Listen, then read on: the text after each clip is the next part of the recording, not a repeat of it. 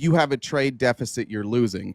I am getting absolutely crushed in my trade deficit with the grocery store, but it's beneficial for me, so I don't mind doing it. They've never paid me a dime. I pay them money all the time. We look at the impact of tariffs historically. Sometimes they're good, sometimes they're bad. I have no confidence in Donald Trump to establish trade policies that make any sense. In his first term, we had a trade deficit that grew. It had grown to 119 billion when he took office. When he left office, it was 621 billion. So even by his own definition, he's a historic failure. I think that if you look at CBO estimates, the trade barriers that were put in place by the United States and their trading partners, they reduce real GDP. It wasn't significant, but like 0.5%. Economically, he doesn't seem to understand how to make tariffs work for the United States. You could look at the 2021 Oxford economic study that said that or the U.S.-China Business Council that said the United States lost 245,000 jobs as a result of the Trump tariffs, most of that coming in manufacturing. You can look at the Budget Lab from Yale University saying that on these new tariff ideas that American consumer prices could rise anywhere from 1.4 to 5.1%. I just saw a flicker, which amounts to an additional between like $1,900 and $7,600 per household. My problem is not with tariffs in general. My problem is with having a person run our tariffs who doesn't know what a tariff is. When we negotiated in this debate, Lynn and I said, like, we've got to be able to agree what a tariff is and who pays a tariff. Donald Trump consistently says that other countries pay tariffs. That is either a lie or he's stupid, but either way, it makes me not trust him. Okay, so is this a debate about Trump or about tariffs? I just want to be clear. Yeah, I have no problem with tariffs if they're implemented correctly. I think Trump is implementing them in a very dumb way. Okay, so he's not doing anything different than what the Reciprocal Trade Agreements Act of 1934 is. It actually is what pulled us out of the Great Depression. It's advantageous. It actually set up what we have going on now, which is your general agreement on tariffs and trade. It also put us into the WTO. So it's the same model, right? He's not doing anything different than other presidents have done in the past. As a matter of fact, all of Trump's tariffs that he had basically imposed, Biden not only kept those, but he expanded upon them. So, yeah, you're going to have some job loss as a short-term issue. But if you didn't do that, you have to be able to protect your industries that you have in-house. The China tariffs on steel, that was what that was all about. And that's when you're talking about your job loss. But had we not done that, we would have lost a lot more. We would have lost our entire steel industry. And looking at China's position now in the steel industry, they're all filing bankruptcy and we're not. So I would actually say that as far as that was concerned, I think we came out on top.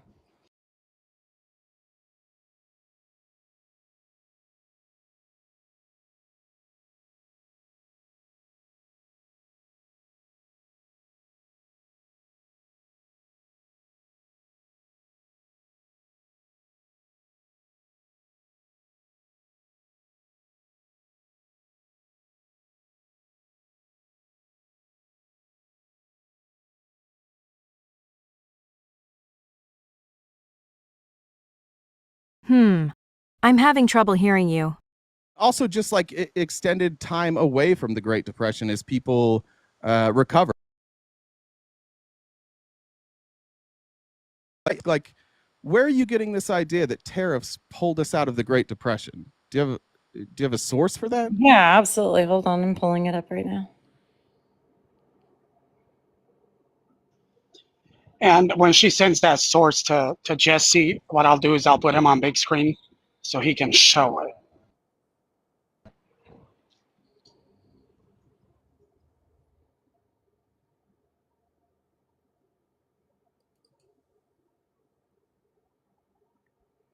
We do need some background music. Admir, you really blew it on that. On background music? I'm just kidding. I don't want to hear what your music Listen, tastes no. are. I'm sure it's just like shrieking turkeys. Just animals being chased by wolves. Really just say That's it. shrieking turkeys? Yeah. Listen, you know.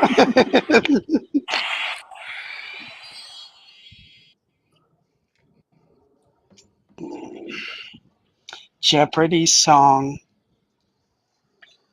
No, I either listen to old school rap or I listen to former Yugoslavia music. So would you like to hear former Yugoslavia music?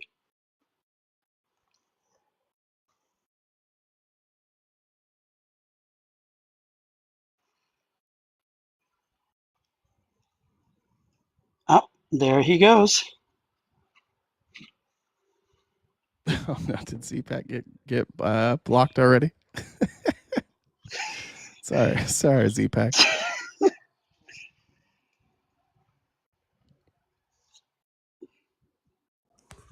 Okay, I sent it to Jesse. Jesse, let me know when you have it. Okay. And if you can go to page 18 of that 29-page report. No, you're not late. Anybody who's getting here, you guys aren't late. We just started. Lynn's just getting a source real quick. That was my bad.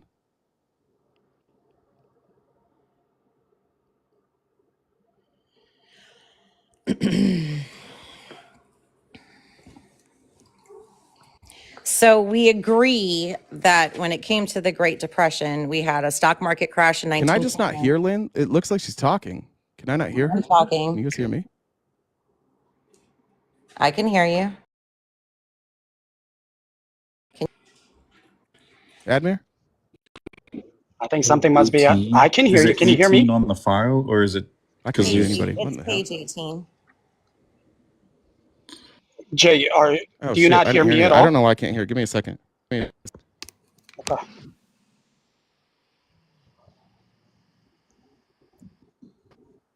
How about?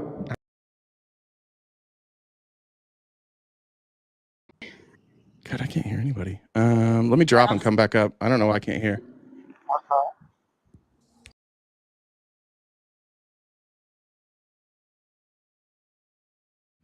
He's paused. What's up? Okay, so it's okay. Yeah. It's okay. Come on, man.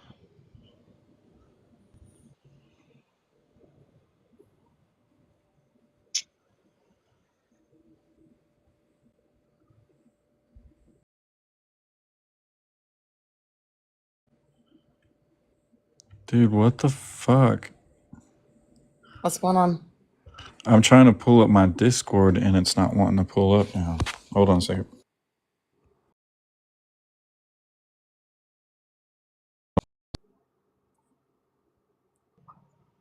Yeah, I mean, that don't even make no sense, man. If you don't want to be here, just bounce. Don't report.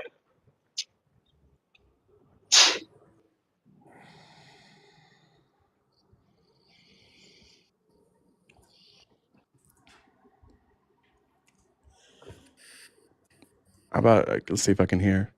Okay, can you hear me now? Yeah, sorry about that. I was talking, then I saw your bubble going. I don't know what happened. Sorry about that. No, you're fine. So Great Depression was caused by several factors. Stock market crash, regional banking panics, overproduction, surplus of goods and credit, and then we had the drought for agriculture, right? Sure. Okay, shortly after the Great Depression, we had the Smoot-Hawley tariffs, which obviously didn't help things, especially considering the fact that we were in a drought and one of our leading industries was agriculture. It wasn't until the RTAA, which was it was technically an amendment to the Smoot-Hawley Act, and it had the provisions, okay? The president was authorized to enter into tariff agreements with foreign countries. The president could proclaim an increase. Is this the page you wanted? Is that page Sorry. 18? Yes. Okay, it's yeah. 18 in Yeah. Okay, sorry. Okay. So the RTAA allowed the president was authorized to enter into tariff agreements with foreign countries. The president could proclaim an increase or decrease in import duties by no more than 50%, but could not transfer any article between the dutiable and free lists. The proclaimed duties would apply to imports from all countries on an unconditional MFN basis. The president's authority to enter into foreign trade agreements would expire in 3 years. Any agreement could be terminated after 3 years with 6 months' notice. Otherwise, it would survive indefinitely. So allowing the tariffs prior to were just all based off of Congress, right? Well, them allowing the president to then go in and negotiate trade. If you go to page 20, Jesse. Yep. Okay. So in 1934, we entered into a reciprocal trade agreement with Cuba, with Belgium, Haiti, Sweden, Brazil, Colombia, Canada, Finland, France, Guatemala, Honduras, Netherlands, Nicaragua, Switzerland, Costa Rica, El Salvador, Czechoslovakia, Ecuador, and the United Kingdom in 1939. These were all things that were before the end of World War II. Sure, World War II did help our economy to an extent, but the reciprocal trade agreements that we were allowed to,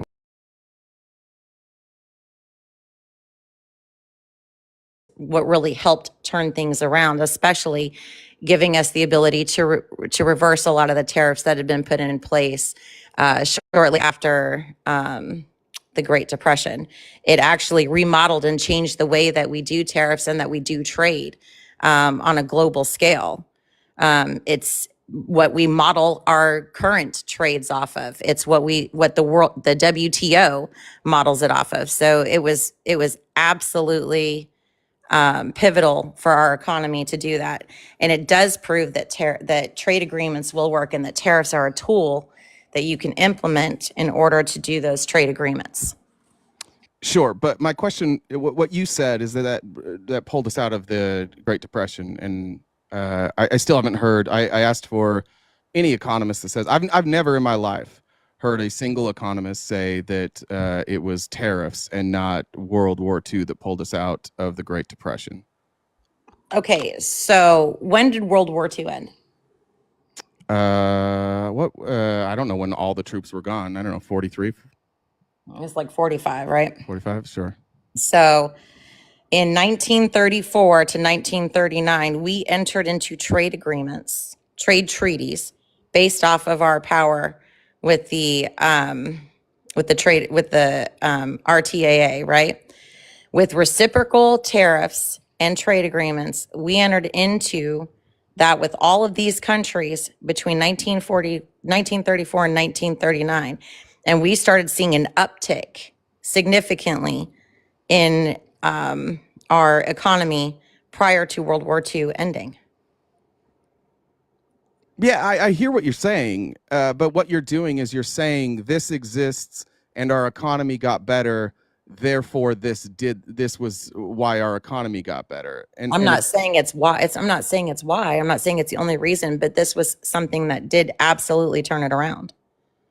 Okay, it sounded like earlier you were saying that this is what it had very little impact on pulling us out of the Great Depression. Almost none. In fact, mostly when you're talking about the RTAA, mostly what it was is them recognizing that the Smoot-Hawley Act wasn't super effective and they needed to make some changes to that. And I think the Smoot-Hawley reduced our trade by like somewhere between 60 and like global trade, somewhere between 60 and 70%. So what you're seeing here is similar to like when we talk about when we used to show Biden's jobs numbers, and it's like, look at all these jobs he created, and you're like, yeah, those are just jobs that were lost to COVID. These aren't new created jobs, they're just replacing. Mostly what it was is fixing something that was really shitty. And again, I don't have a problem with tariffs, but our president doesn't know what a tariff is. So how can I have any faith that his acts work? You look at what he's done so far. twice already. He has mocked our trade agreement with Mexico and Canada and said, who the hell negotiated this agreement? And it was him. He negotiated that agreement. And twice he threatened tariffs on Mexico and Canada, which were against his own trade agreement. And twice he backed down. The problem is it seems like tariffs are a good way to negotiate. Like I think a lot of people like Trump's a master negotiator. He's going to use tariffs to negotiate. He is getting his ass kicked every single time, to the point that now Canada's talking about creating free trade with the European Union and cutting us out entirely. And so if you don't know how to use tariffs, if you don't know how to correctly use them, they can hurt. They can be used in good ways. They can be used in bad ways. His history of tariffs cost Americans 250,000 jobs, dropped our GDP, raised the price of goods, which disproportionately affects middle class and poor people. And there was virtually no benefit. He had to bail out American farmers to the tune of $80 billion because of his trade war with China. He screwed up so bad that our American farmers were sitting there saying, we have no money and we have nobody to sell our product to. And because of that, he had to go to Congress and get an $80 billion bailout for our farmers, when if he had just left the trade how it was, we never would have had to pay that money. I don't have a problem with tariffs. I have a problem with tariffs when they're being instituted by a moron and nobody seems to have the guts to tell him, dude, you don't know what you're talking about. You don't even know who pays them. He still thinks other countries pay tariffs. And I think you and I agree. Other countries are not charged tariffs. Is that correct? Correct. How can we trust somebody to implement tariffs if they don't know what it is? Well, I would not agree with you that these tariffs aren't doing something. I mean, yeah, he's suspended the implementation of tariffs, but it's because the other side capitulated in some way, shape, or form. Or they're willing to come back to the negotiating table. And that's the important part. We also see that it's bringing manufacturing jobs to the United States. We have companies that are willing to invest in the United States. We have countries that are willing to invest in the United States with billions and billions of dollars. We also know that we have two automotive manufacturers that are going to be bringing plants here so that they could avoid any sort of tariffs. Manufacturing is something that China is big in. They're number one in the world for manufacturing. We used to be, and now we're down. So manufacturing obviously is something that we need to focus on. And the way to do that is to get them to bring have companies invest and bring their manufacturing jobs here. It will also help with jobs, things of that nature. So it's really a twofold issue. But because we are engaged in a trade war, and nobody is denying that, when you're talking about, again, all of these countries have tariffs on us. We don't have a lot of tariffs on them. We have very, very few, if any. There's several countries that have tariffs on us that we don't tariff. So that's not necessarily fair. So they either have to remove the tariffs, or we have to match those tariffs and come into a better trade agreement. When you have the percentage of our GDP that we go off of for trade is 24%. Everybody else is at 37%, 78%. Mexico is the number one exporter to the United States, which has been for the last 2 years. China was originally the main exporter to the United States. So in terms of a trade war, because we have a low percentage GDP when it comes to trade, especially low exports, we'll be fine in a trade war. And this is the time to do it. This is the time to renegotiate that so that we can build our economy back up, not just with manufacturing, but with revenue from other countries.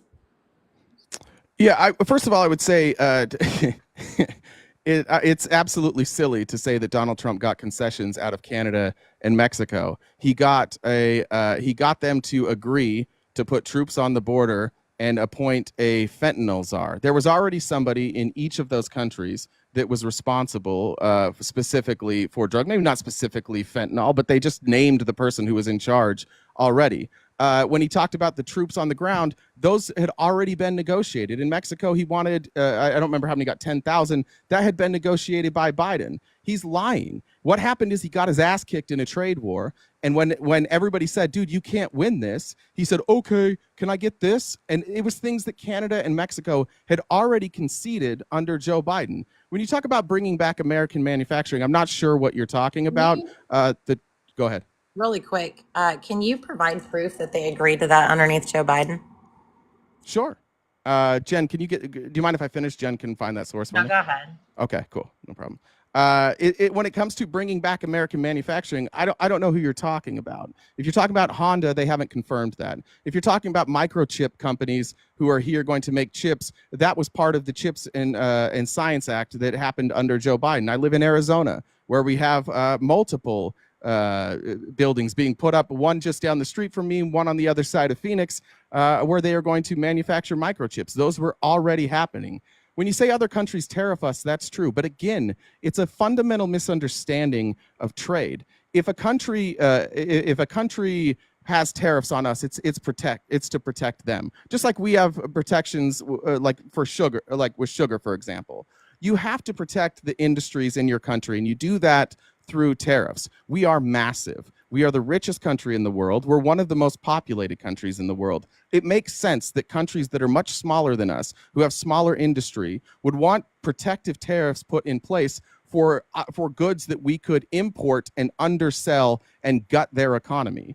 Again, the fact that our tariffs are lower than other countries is a sign of economic prosperity, not a sign of us getting our ass kicked. Again, Donald Trump doesn't understand any of this. He doesn't understand trade deficits. He thinks that deficit equals bad, so we have to even it up. When you said Mexico's the #1 exporter of goods to us now, and China was before, the reason they export more goods to us is because they have cheaper labor. And cheaper labor means cheaper products, and cheaper products means Americans want to save money and import those cheaper products. We want them from China and from Mexico, not because we love China and Mexico, but because they have cheaper labor, and so we can buy things cheaper. The last thing, we have a low percentage of exports for GDP, and we have a low percentage of exports compared to those other countries of GDP because we outsourced. Because the same people that are in Trump's cabinet right now, all of these tech billionaires, they decided long ago that it was cheaper to make chips in Taiwan than it was in the United States, and they outsourced all those jobs to Taiwan.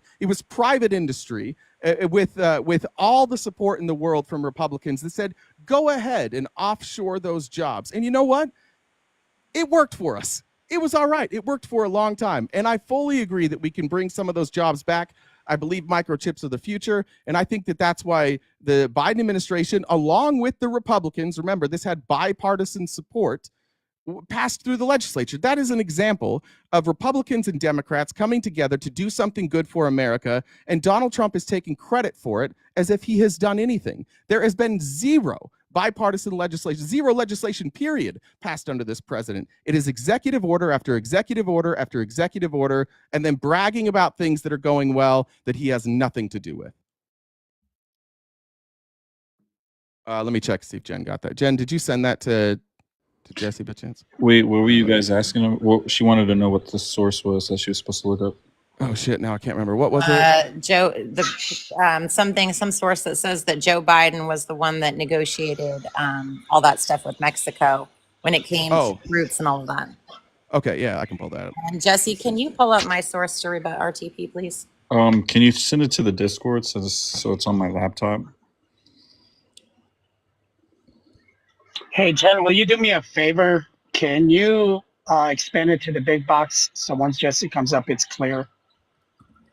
I dropped it in our chat. It's a Snopes fact check saying in 2021, during former U.S. President Joe Biden's administration, Mexico increased numbers of troops at its borders in effort to reduce migration.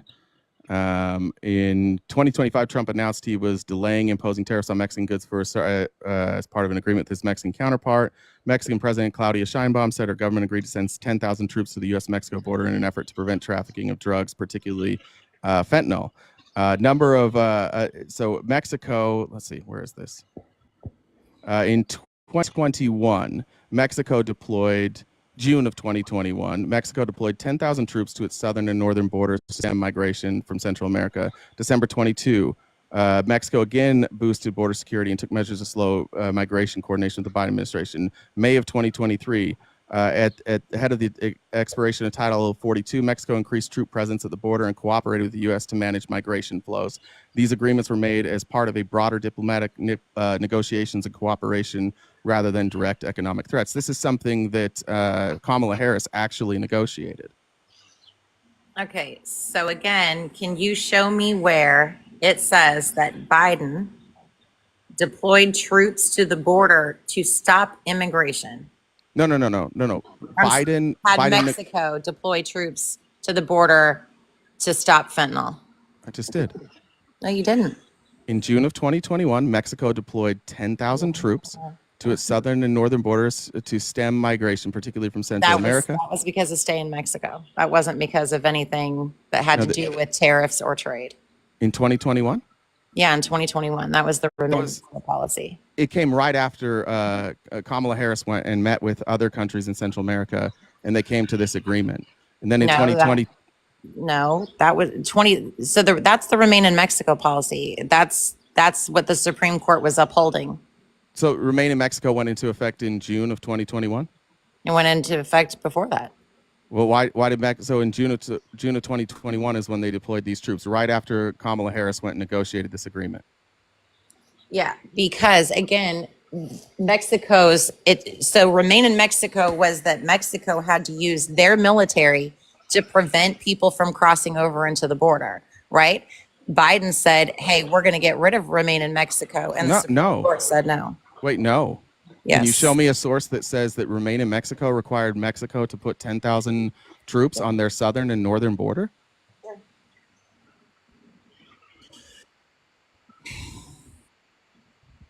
Jesse, just stay on it in big screen. That was supposed to show.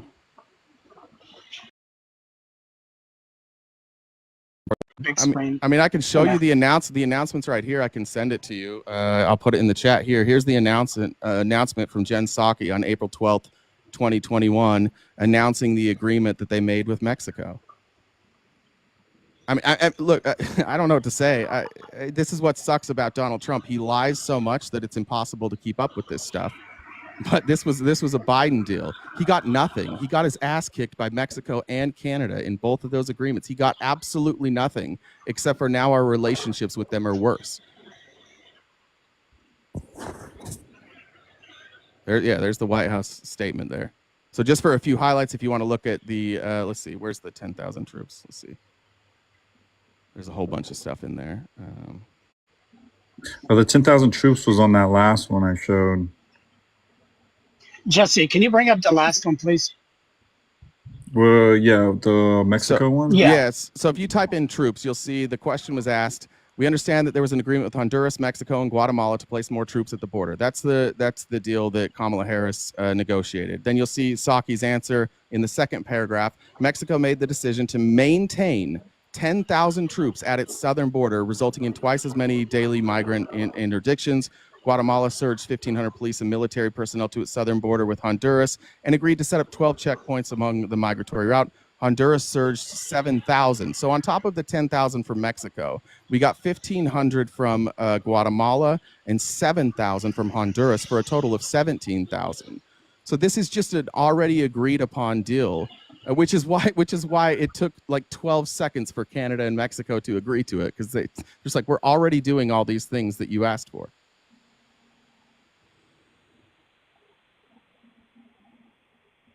Yep, right here.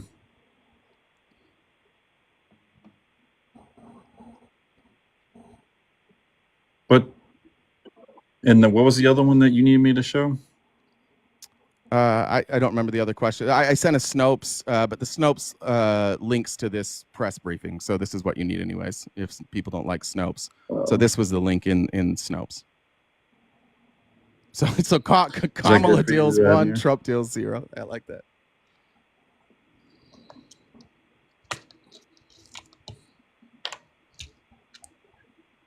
So the Remain in Mexico policy underneath Trump was implemented in 2018. They had to reinstate it because Texas sued the Biden administration. to have the Remain in Mexico policy reinstated, which it was in 2021. Okay, but was sure, but was there anything in that Remain in Mexico policy that said we needed 10,000 troops on the border? Because I'm showing you right now a deal that was negotiated between Kamala Harris and these three countries. They 1,000 troops at the border, and they're going to stay active. And you're telling me that Trump negotiated this deal. Where's the evidence that Trump negotiated this deal? Sure, hold on.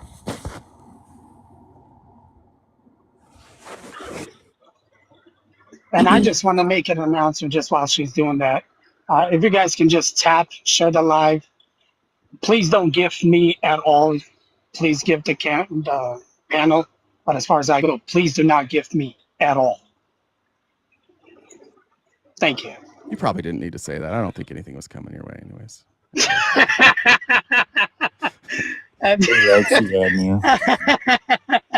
All right, Jay. I see you. Linz, did you send me anything I'm supposed to show? Yes. What? Okay. Due to tariffs, Honda reshore new Civic. Oh, that's just a screenshot. I'll show it. This was her evidence for due to tariffs, Honda to reshore its new Civic, future Civic hybrid vehicle will be designed from Mexico. Could you drop that in the chat, Linz? In the Discord chat too, the thing that he's reading. I just can't see it. The phone's a little far away from me. Can you drop it in the chat? Okay, so from American, that's nothing. That's just a headline. Where's the evidence that they're doing it? Honda hasn't confirmed that. That's just something that Trump said. Okay. That's the problem we have with Trump. He says a lot of dumb shit. So he says a lot of shit that isn't true. Okay, Honda has never confirmed that story. Okay. They're not. Okay. Well, no, they are. So January 21st, 2020. Okay. Yeah, here we go. This is from Indiana Business. Here's an article saying that Honda, you might be behind a paywall actually. Jen can get through that though. I'll put it in the chat. But here's a local newspaper saying Honda didn't confirm that. No announcement made regarding Indiana plant, despite reports from Donald Trump. He just lies, and this is the problem that we have. And this is why oftentimes as a country, like this is why we're so divided. We live in two different worlds. There's the real world, and then there's the Donald Trump world. And the Donald Trump world is almost exclusively lies. Okay, so January 21st, 2020, this is from NPR. Migrants trying to make it from Central America to the U.S. were blocked by Mexican troops. Mexico promised the Trump administrator it would try to keep migrants away from the U.S. southern border. In the last week, at least 4,000 people have left Central America and made their way north toward Mexico. So again, this Remain in Mexico policy actually required Mexico to use their military to keep people from coming across the border, and that's been happening since 2020. So that wasn't a negotiation that was done by Harris. That's something that has historically been going on since the Remain in Mexico policy has been implemented.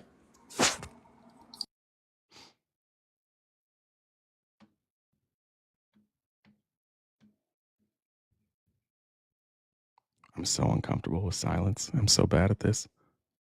Wait, am I supposed to show something? Oh, she got it. Yeah, I already got it. I mean, I can always sing for you, Jay. I mean, I'm just saying. You don't want to hear the Bosnian. There were caravans that were coming in January of 2020, and Mexico stopped it with their military. That's not false. There's several articles on it. And we actually saw it happen in real time, too.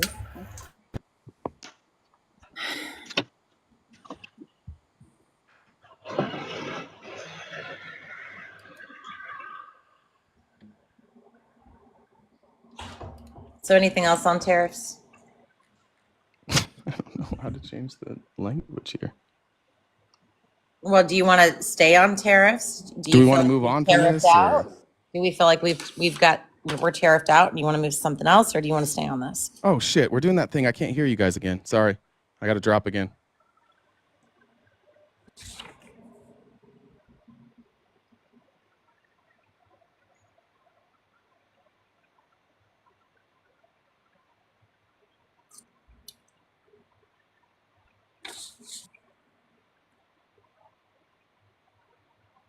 Wait, so Linz, you did send me the one where it showed that Trump negotiated with Mexico for 10,000?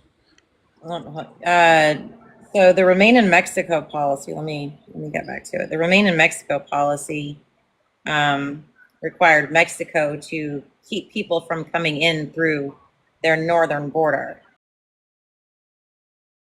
Necessary, and the Mexico National Guard was one of those things that did that. So let me send that to you.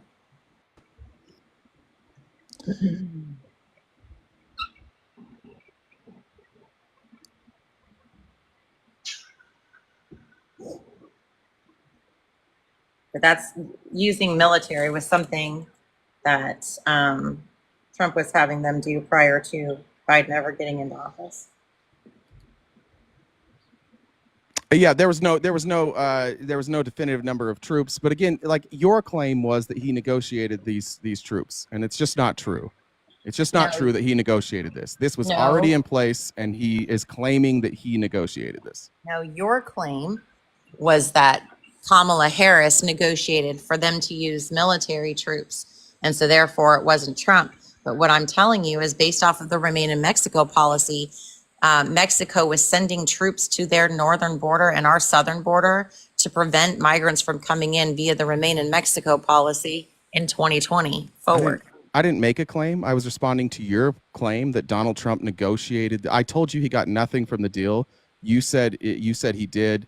You asked for. I told you, like, this was already in place. They already had the 10,000 troops. This was already negotiated. What you're saying about Remain in Mexico isn't really relevant to the fact that Donald Trump said he negotiated this new deal that he didn't negotiate. He got nothing out of those trade deals, and he did it twice. He just keeps getting his ass kicked. RTP, respectfully, I was talking about tariffs. The only person that's brought up Trump is you. And when you were talking about what Trump was taking credit for, or what he did or didn't do, or why he put tariffs in place, one of the things that your claim was that he negotiated for 10,000 troops at the border, but your claim was that the Biden administration did that prior to. Okay. And what I said is actually that's not true, because Trump has had, via the Remain in Mexico policy, military presence and troops via the Mexican government implementing and supplying that from 2020 forward. So but he announced 10,000 troops. That's a deal that's already in place. He did not negotiate. Even if you go to Remain in Mexico, he's announcing right now that he negotiated a new deal. Like, he didn't. I don't know why we're stuck on this. He didn't get 10,000 troops. He lied. They already had people. Hey, Linz, your source doesn't say. Go ahead. What I'm supposed to show. Like, it doesn't show that it's from Remain in Mexico. Remain in Mexico went into place in 2018. We agree with that, correct? Right, but the source that you gave me is a 2-minute listen by NPR, but it doesn't show me what you want me to show, where it says it because of whatever. Okay. And that's what I'm asking. That the Mexico National Guard was deployed to the border to prevent caravans from coming across in January of 2020. Yeah, it does say that. And it has a whole lot of. It has a whole lot of. Jesse, are you able to turn on your camera? Wording. Yeah, I can turn on my camera, but like I said, it doesn't show that it was because of Remain in Mexico. Like, I could read through this whole thing. It would take like 4 minutes. See, here's the top, and it says this prevents from crossing, and it's a 2-minute listen. And it goes from there. Migrants trying to cross in Central America. And honestly, RTP, the only thing that I can find on yours is that in April 12th of 2021, Mexico, Honduras, and Guatemala agreed to temporarily deploy troops to deal with the surge in the borders, right? So it was a temporary thing from 2021. That doesn't have anything to do with 2024, 2025.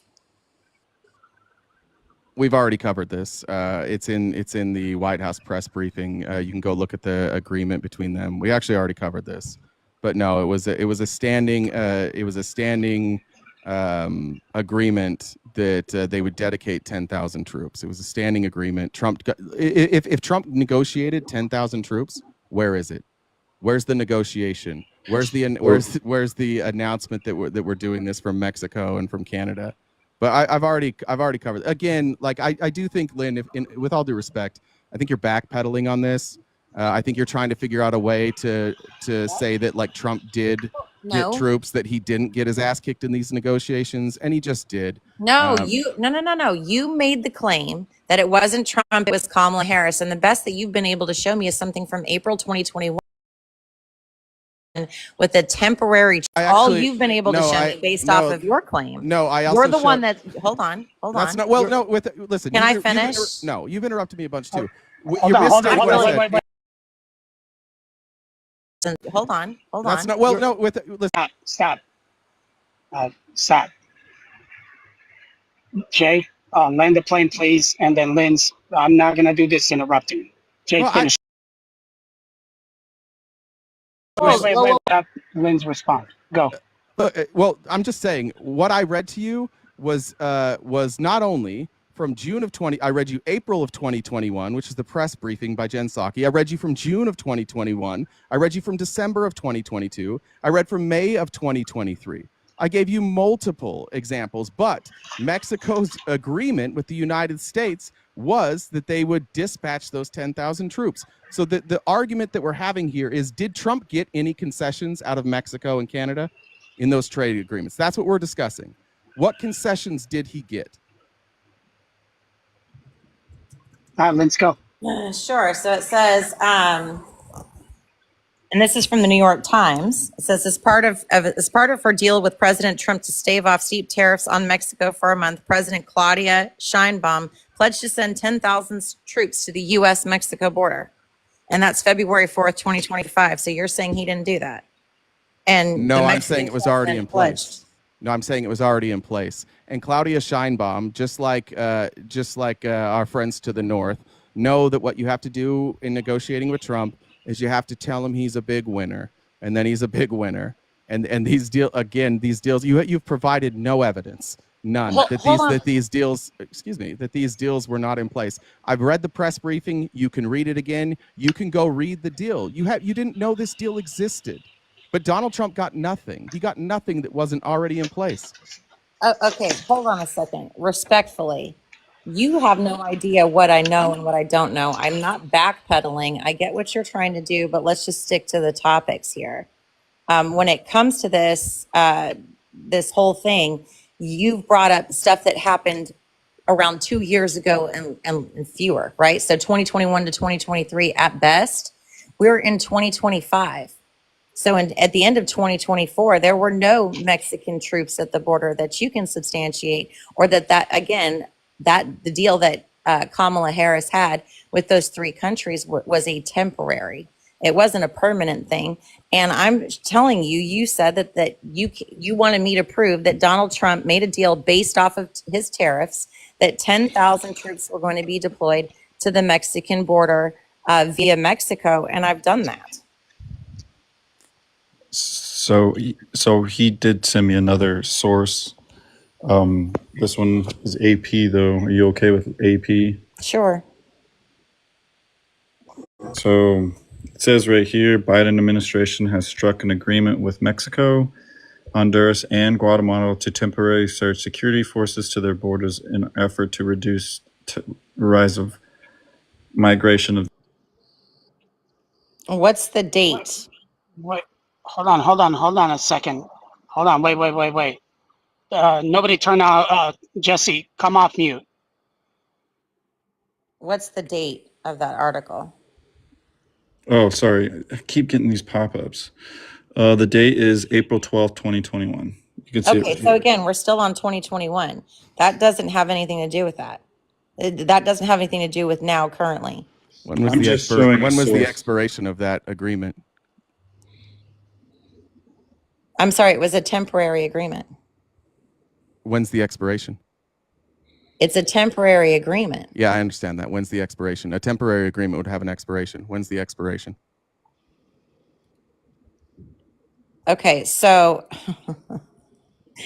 Again, it's temporary. They weren't at the border in 2024. Yeah, we Can get you that. show When me- was? Can Yes, they you were. show me where the Biden-Harris administration, because it's your policy from your president. So can you show me how long it was, what it was for? Because again, all I'm seeing is temporary. You can show me up until 2023, but nothing further than 2023. So if you're insinuating that it happened in 2024 or above, I would think that you would need to provide proof of that. I actually have something from AP News here that says in 2019, when Mexico's government also avoided tariffs from the Trump administration, the government announced it would send 15,000 soldiers to its northern border. So that was in 2019. So that was a Trump policy. Great, but we're talking about right now, 2025, Yeah, and can I Trump's finish? policy. Can I finish? Oh, sorry, I thought you were done. Sorry. No. Hold on, just real quick. Hold on, Lynn. Hey, just turn off your camera.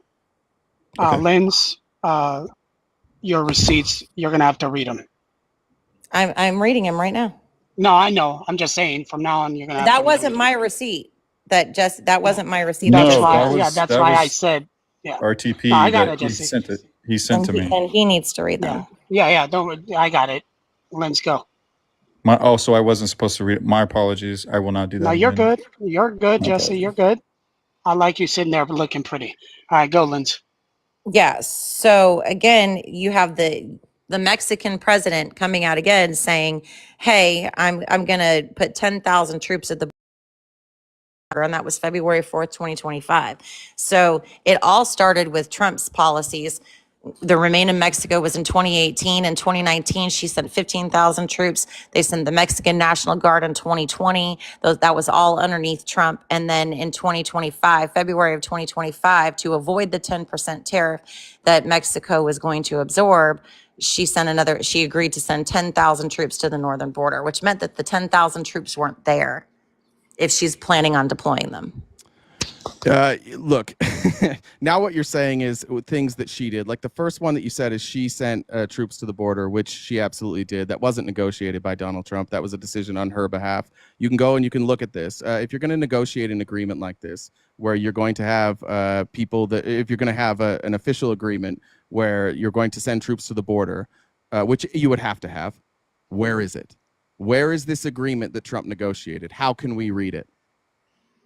What are you talking about? Can you show me trade Wait, agreements? can you Trade show me- agreements. Awesome. Trade agreements require you to have documentation. It would be on the whitehouse.gov. You can go there. You Okay, can look at the okay, trade great. agreement that he negotiated with Mexico. In that trade agreement, it would be easy to find where they negotiated 10,000 troops and she agreed to it. Right now, you're telling me that she said something. I agree with you that she said that. What I'm positioning to you is that was already in place. She had already agreed to that. There's nothing new there. In fact, again, go to whitehouse.gov. Show me this trade agreement that he negotiated. The reason it's not on the website is because he didn't negotiate anything. Okay, so he didn't negotiate anything. Where so is it? you're okay, great. Hold on a second. So can you show me where Kamala Harris negotiated in 2021? I already did. I dropped No, it. you showed me an AP News source. No, I sent the press briefing from whitehouse.gov. It's in the chat. So the press briefing is a trade agreement. Jesse, can you pull that up? What he sent? The press please? briefing links to it. Yeah, it was basically it linked to the AP News, which I just pulled up. That was when you had your camera on. Yeah, Okay, hold on a this second. This is the third time. Because it's hard to. I know, because it's hard to see. Cause zoom in a little bit more. Okay, right there. Stop right there. Can you read that, please? Read what? Oh, I haven't. That's the press briefing. If you look in the, that's if you the look in press- our, just look in our chat now. I've put the fact sheet from DHS.gov on the agreement. Okay. Oh wait, this might have been Trump's agreement. Never mind. Wait, hold on. Let me make sure this wasn't. I might have done the wrong one. Yeah, that's the wrong one. Hold on. It was just up here. I just had it because I was just looking at it. I just gotta go back through my history. And just so people understand why Jesse's doing this, it was agreed upon that he was going to be the source person. Either RTP or Linz send it to our Discord. He pulls it up and shows it. Just so people understand. Oh.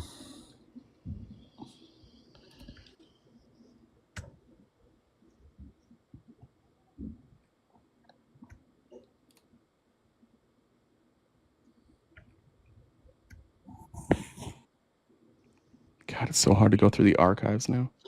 Hey, You RTP, said can you just move a dropped little it. bit to your right? Jay, can you hear me? Yeah, what'd you say? I wasn't listening. Yeah, What'd you say? No, you're good. Can you move a little bit to your right? No, Yeah, do the I other look way. weird? I'm like No, dead the center other of my way. screen. No, I just want to see the Oh, actual kiss. That's oh man, that's so wrong. I think I might have found it. Let's see.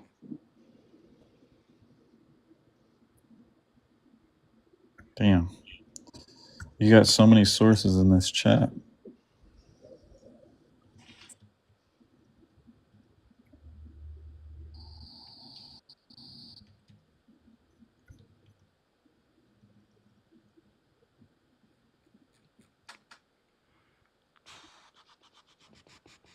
That's the asylum request. I'm close.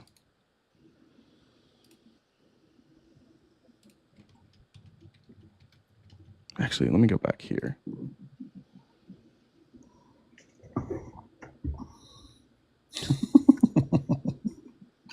Oh, I found it right here. Mexico made a decision to maintain 10,000 troops between Just do me a favor. USAID. Can you highlight that? Oh, I'm looking for it. It's just this one. I'm trying to see who was it that negotiated. Was it Biden or Harris? Well, you just have to look at the date, and then it was Harris for sure. Biden didn't go down and do that. Look, here's if you can translate this into English, it's going to come over in Spanish. But here's here's from the official government site from Mexico, and there's the agreement. Listen, I don't speak Spanish, but I wish. Yeah, but you have a computer; it can translate, right? Yeah, that would be Jesse. The fuck kind of thing do you do? What? I'm not computer savvy. I just figured out how to highlight the damn thing. What is the date of this? This is from 2021. Yeah, April 12th. April 12th. Yeah, either way, like I think people can figure this out. I think this is probably boring for people. We can move on to the next one. Yeah, we can agree to disagree. If you think Trump negotiated a deal, that's fine. I don't. I think we're going to spend all day. People can go read it for themselves. You go with that, Lynn? Yeah, that's fine. Okay. So we got an option of DOGE or Department of EOE. Well, was there anything you wanted to do? Anything left that we missed on tariffs? Any points you want to make, Linz? Just that, I mean, when we're talking about tariffs, especially reciprocal tariffs, which is what we're doing, because again, these countries are tariffing us first. We've historically used these tariffs to raise revenue for the government to protect domestic industries from foreign competition, which we saw with the China tariffs. And that is exactly what we're doing now. We do need to maintain manufacturing. We need to get back up on that. China has surpassed us. We need to fix that. So these tariffs actually will help with that. Again, it's unfair for all of these countries. I mean, we have over 50 countries with the World Trade Organization that have tariffs on the United States. We do not have any tariffs on these, on a lot of these countries, and the reciprocal tariffs are needed in order to have fair trade practices. Again, because we have 24% of our entire GDP that has to do with trade, and these other countries that we are negotiating with in terms of tariffs and trade wars and things of that nature have a substantially higher trade GDP, and their economy relies heavily on exports. It puts us in a better position, and I think we're going to come out winning on it. I think it's a great economic strategy. Right. So I would just say this. We started here saying that the tariffs pulled us out of the Great Depression. They were a very small part, and a lot of economists would say that it was negligible. Trump has done tariffs before. You claim that it's going to bring back manufacturing, fine. But when Trump did tariffs before, our trade deficit grew by $119 billion. Our trade deficit got worse. If you look at any CBO estimates, it dropped our GDP 0.5%. We got absolutely killed by China. We lost 245,000 jobs, and we had to bail out farmers to the tune of $80 billion. And then when you look again at Oxford Economics or the Budget Lab at Yale, They're saying that if Trump is able to implement his plan, prices are going to rise between 1.4 and 5.1%, and that the average, and this is what I want to say to MAGA that's here, for all of you, you love Trump, I get it. Every one of you, if Trump's plan works, all the smartest economists in the world fluctuate between 1.4 and 5.1%, meaning a tax increase on you of between $1,900 and $7,600 a year. And why? Why are we doing this? I think we're doing this because Trump doesn't like that he got pushback. He doesn't know what a tariff is, and now he's doubling down on it. We are following a madman into the dumbest trade policy in the history of our country. We've seen it once before, and that was with guardrails. That was with an administration not full of loyalists who just live at the Trump teat. That was with people who could talk some sense into him. Now we've got a bunch of yes men, and we can only imagine that with the guardrails not in place, it's going to be worse. Every economist, every serious economist in the world agrees with me. The only people that don't seem to be Trump loyalists. All right, Lynn, go ahead and respond. Land the plane, take a few seconds, and then we'll move on to DOGE. Yeah, sure. I mean, I appreciate the fact that you seem to have some Trump TDS here, because that's all you seem to want to talk about when it comes to tariffs. You don't want to give him any credit, even though Joe Biden doubled down on those tariffs and actually doubled a lot of them. The problem is that Joe Biden put more regulations on our industries. So our industries didn't grow like they should have grown. Trump is doing a twofold economic plan where he's removing regulations and allowing those things to flourish when it comes to lumber and things like that. I don't think it makes sense for Joe Biden to have place tariffs on Canadian lumber and then put tons of regulations on our lumber industry. That was a big problem. Now that Trump's in office, that's going to change.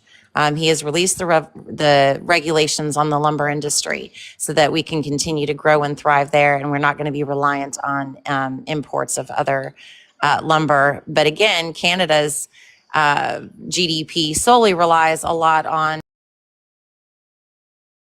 exports, especially specifically to us. Same thing with Mexico. Same thing with China. This is basically real estate, private business, medical stuff. Government is only like 14%. So, like I said, if you look at what makes up their economy, what makes up our economy, we are in a much better position, and will continue to be. And that's why we are the number one We are the number one economy in the world. I appreciate So being. just before I you appreciate guys- me citing Yale and Columbia as TDS. Look, the truth is we had net manufacturing job gains under Joe Biden. We had net manufacturing losses under Donald Trump. We can call it TDS, whatever you want. I call it what people want to say every time we tell the truth about Donald Trump. It's TDS. And I think the true TDS is responding to multiple economic studies and dismissing them as TDS. These are economists. They are not political. Their job is to evaluate the economy. They have decades of experience doing this. And to dismiss that as TDS is the problem that we have, is that you're not going to go look at those studies. You're just going to tell me it's TDS and then recite some lines about, like, we're going to unleash American lumber. No, nobody needs American lumber. That's not going to fix anything. So I just want to, before you guys get going on all that, as far as this TDS or however you want to call it, DAS stops, Linz, again, and all of that. So let's move on. I don't care. It doesn't bother me. Let's move on. What are you going to talk about? Either DOGE or Admiral, your internet sucks. I can't hear what you're saying. Which one? That's what it Again? sounds like, dude. Probably better now. Dude, I've been at the same spot since we started. What the? Wow. It's You must better Is now. it have better Trump now? Wi-Fi. Sounds good now, yeah. It said Trump Wi-Fi. What the? Okay, so yeah, I know. So which one do you guys want to go to now? I don't have a preference. DOGE or Department of Education? Better be careful because it's Linz's bedtime here soon. She's got to catch that early bird special. Hey, Jess, That's go not on nice. mute. Go on mute. That's not Yeah, nice. go on I mute. like early. In fact, I'll mute you. Jess, So let's do the since everybody really is talking about the DOGE, so you guys kick it off with DOGE. Did you want me to go first this time, Linz? Or did you want to go? Yes. Yeah, look, my opinion on DOGE is pretty simple. I am a huge proponent of government audits. We have people in place to do government audits. All of those people they're called inspector generals. They're supposed to audit these departments. Congress has oversight authority. Congress is supposed to be performing these audits. I have no problem with the government being audited. I have no problem with finding fraud, waste, and abuse. I think we absolutely should do that. If you look back in time, this has happened multiple times. It happened in the 50s. It happened under Clinton. And Clinton and the Republicans were able to, in a bipartisan manner with Newt Gingrich, go through the government, and they were able to find places where there were two people kind of doing the same job, or two people doing the job of one person, and they were able to make the government more efficient. I have no doubt that our government wastes money. Where I have a problem is, one, Congress completely obfuscating their duty, and their duty is to have oversight, which they aren't doing. Elon Musk and no members of DOGE have been brought before Congress. Their audit is not even an audit. It's just them reposting shit from usaspending.gov, which was a website that was created after the financial crisis. I think it launched in like 2009. All of the information that DOGE has shown us is publicly available. You could have found it. Now, none of us did. Most of this stuff is new to all of us, but we could have found it. It's publicly available information. What DOGE has done repeatedly is overstep their bounds. They lie repeatedly. At best, they have uncovered somewhere around $20 billion in cuts. Yet they will tell you that they've cut somewhere around $115 billion. They lie constantly. They don't have the authority to do what they're doing. I don't know why we would take somebody whose entire history is gutting companies in the private sector, bring them into the public sector with a bunch of teenagers, one of which, by the way, was just fired from his last job for leaking company secrets. They come in here, Trump writes an executive order so that they basically don't have to get they basically don't have to be approved. They get 130 days to just do whatever the hell they want, and they're not doing anything. They've been struck down by the courts multiple times. They've caused a massive division in this country. And the only bright spot, if we're being honest, the only bright spot in all of this is that Elon Musk's company is crashing, and he himself is crashing. But DOGE, I would argue, is doing nothing beneficial to the American public. I think if we would have used inspector generals, and if Congress could figure out how to work in a bipartisan nature, we would have true, transparent audits, and we have the opposite of that. We have somebody who repeatedly posts lies. The first time DOGE put up their receipts page, the top 5 items that they put, the 5 most expensive items that they said they cut, they had to delete them a day later because all of them were lies.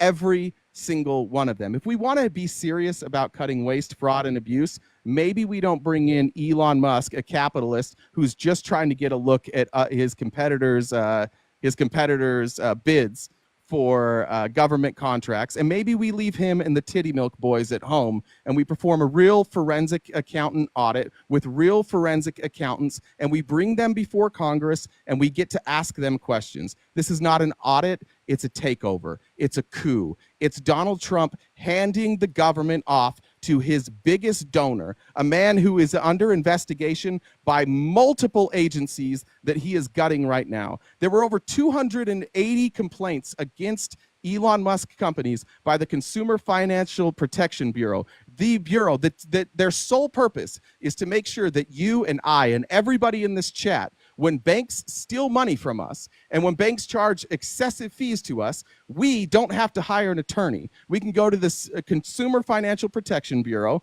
and they will fight for us, and we don't pay jack shit for it, and they have clawed back billions of dollars. For every dollar we spend on Consumer Financial Protection Bureau, we get $4 back in returns to the American people. This is a coup. It's a takeover. It's theft. It is an absolute disgrace. And the only reason anybody is supporting this is because they buy everything Donald Trump says, hook, line, and sinker. That's the end. That's the end. Linz?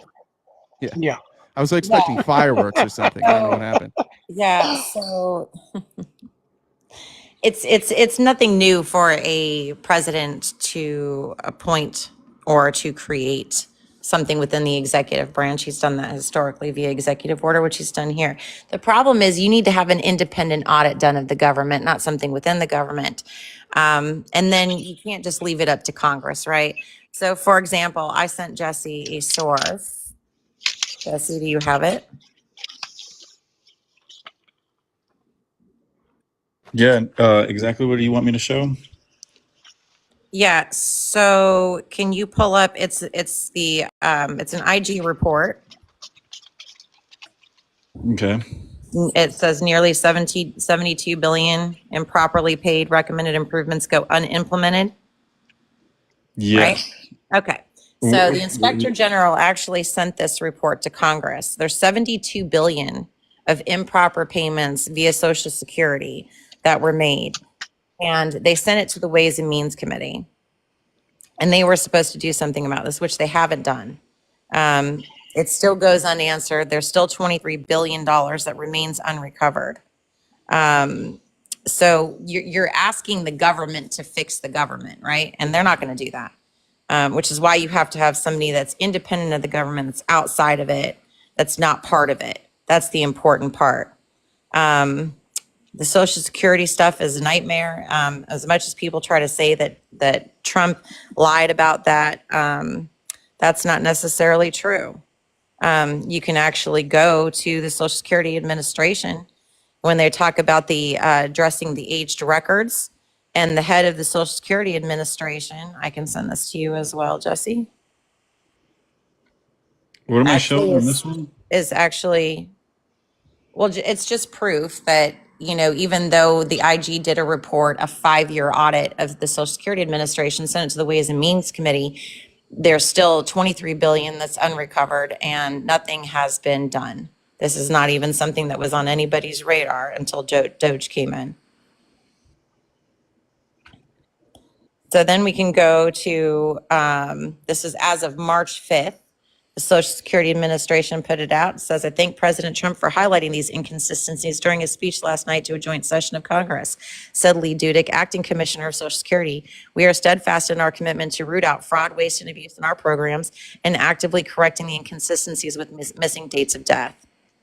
So obviously, Trump wasn't lying about that. And the Acting Commissioner of Social Security is actually coming out and admitting and providing that they understand that there is fraud, waste, and abuse, that there are aged records that they need to fix. These things would not have been done had DOGE not been present. DOGE not been present. The waste, fraud, and abuse that's going on in the government, especially with USAID, there's several programs that should never have been. Isn't going to fix this problem. This is something that needs to be looked at to see what transparency do we have? Why are we sending money to other countries for needless things? Why are we paying for Sesame Street programs in other countries? This is not something that we as taxpayers need to be paying for. And I'm glad that DOGE is around to expose the waste, abuse, and fraud that our government has perpetrated over decades. Yeah. So I guess where do we start? You said you have to have an independent audit and it can't be done by Congress, which cool. I'm glad that's your opinion. The Constitution says that it has to be done by Congress. They're the ones with oversight. You said that presidents have made new agencies before. Cool. DOGE isn't an agency. You should check with Donald Trump on that. DOGE is a made up name. In fact, they put it under a different agency. DOGE is not a real agency. So Donald Trump didn't create a new agency for this, but I do agree with you. Presidents have made new agencies before. You cited that the IG, the Inspector General, cited $72 billion in improper payments made from Social Security. And then you said none of this would have been known without DOGE. What are you talking about? This was a 5-year investigation that all started before DOGE ever existed. Our IGs, the inspector generals, the ones that are constitutionally mandated to investigate waste, fraud, and abuse, investigated waste, fraud, and abuse, and they found $72 billion in improper payments, and then Trump and the DOGE team fired them. And what has DOGE found? About 20 billion. That's what they've cut. And some of that could be waste, fraud, and abuse, however you want to label it. The ways and you said, I think you said like the Ways and Means Committee didn't do it. Yeah, but it's their job. So if Congress isn't doing their job, you don't just hand it off to whoever gave the president the most money, which is what we're seeing here. You said it has to be somebody outside of the government. Well, I've got bad news for you. Number one, Elon Musk is part of the government. Elon Musk is a government employee. Elon Musk is part of the government. The inspector generals, they were the ones that were independent. They were the ones that were able to investigate these things outside of the control of Congress. Congress could say we need an inspector general to investigate this, which weirdly enough, we have an IG who did a 5-year investigation that was authorized by Congress to look into Social Security, and he found $72 billion in waste, fraud, and abuse. That's what happens when you get an actual expert to do the actual thing that Elon Musk is saying he's doing. You're giving credit to Elon Musk for the work of an inspector general who he then fired. You said that the acting head of Social Security admits this. Well, of course he did.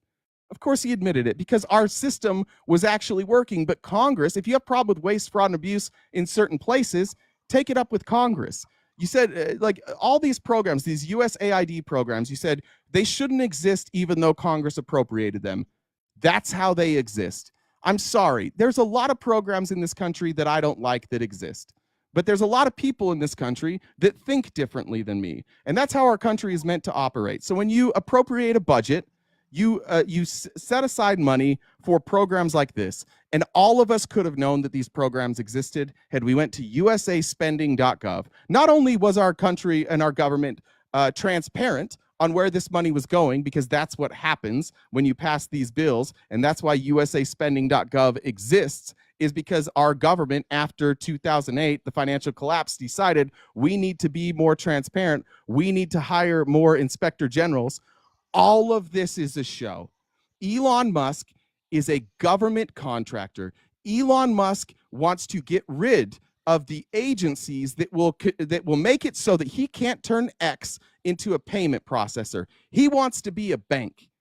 That's what he wants. And he needs the CFPP, he needs the FTC out of the way. He needs them gutted. And that's what he's doing. And meanwhile, he's going to like the FAA, which, by the way, they're doing great. Planes are crashing all the fucking time. He goes to the FAA, who has a contract with Verizon to provide the internet. And now he gets to go in the FAA, and he gets to look at their bid, and he gets to look at their contract. He is a direct competitor, and now he has access to literally all of their information, so he can undersell their contract and get a contract for himself. This is billionaire buying off a presidential candidate so that they can take control of the economy. You don't believe me? Elon Musk, Mark Andreessen, Peter Thiel, all of these guys, every single one of them has said on the record and through Curtis Yarvin that they don't believe in democracy. They think democracy is outdated. They believe that they are smarter than everybody, and they believe that democracy is dead and they should take power. This has been their plan. You can look it up. It's been their plan for 15 years. And the reason you see a shift for all these oligarchs, all these tech billionaires, the reason they shifted from donating to both parties, to Elon going to Trump, and then Trump wins the election, and what happens? All these billionaires who historically have said, like, I'm just going to donate to both sides. Soon as Trump wins, they all come running and they start throwing cash at him. Why? You give me a good reason why these billionaires are throwing cash at Donald Trump while he's promising to cut their taxes and deregulate them. Facebook, Amazon, Google, Twitter, TikTok, all of them don't like any of these agencies that can investigate them, specifically, one, the Consumer Financial Protection Bureau, because they all want to act like banks without all that pesky regulation. They don't want to have to give money back to the people that they scam. They don't want the CFPB clawing back money. They want to be able to write the rules and have everybody else just deal with it. They want to go back to the wild, wild west. That's what we have here. We have a billionaire oligarch takeover, and you guys are sitting here, you're giving me all the information to prove that Elon Musk hasn't done dick. He's just copying everybody else's work and calling it his own.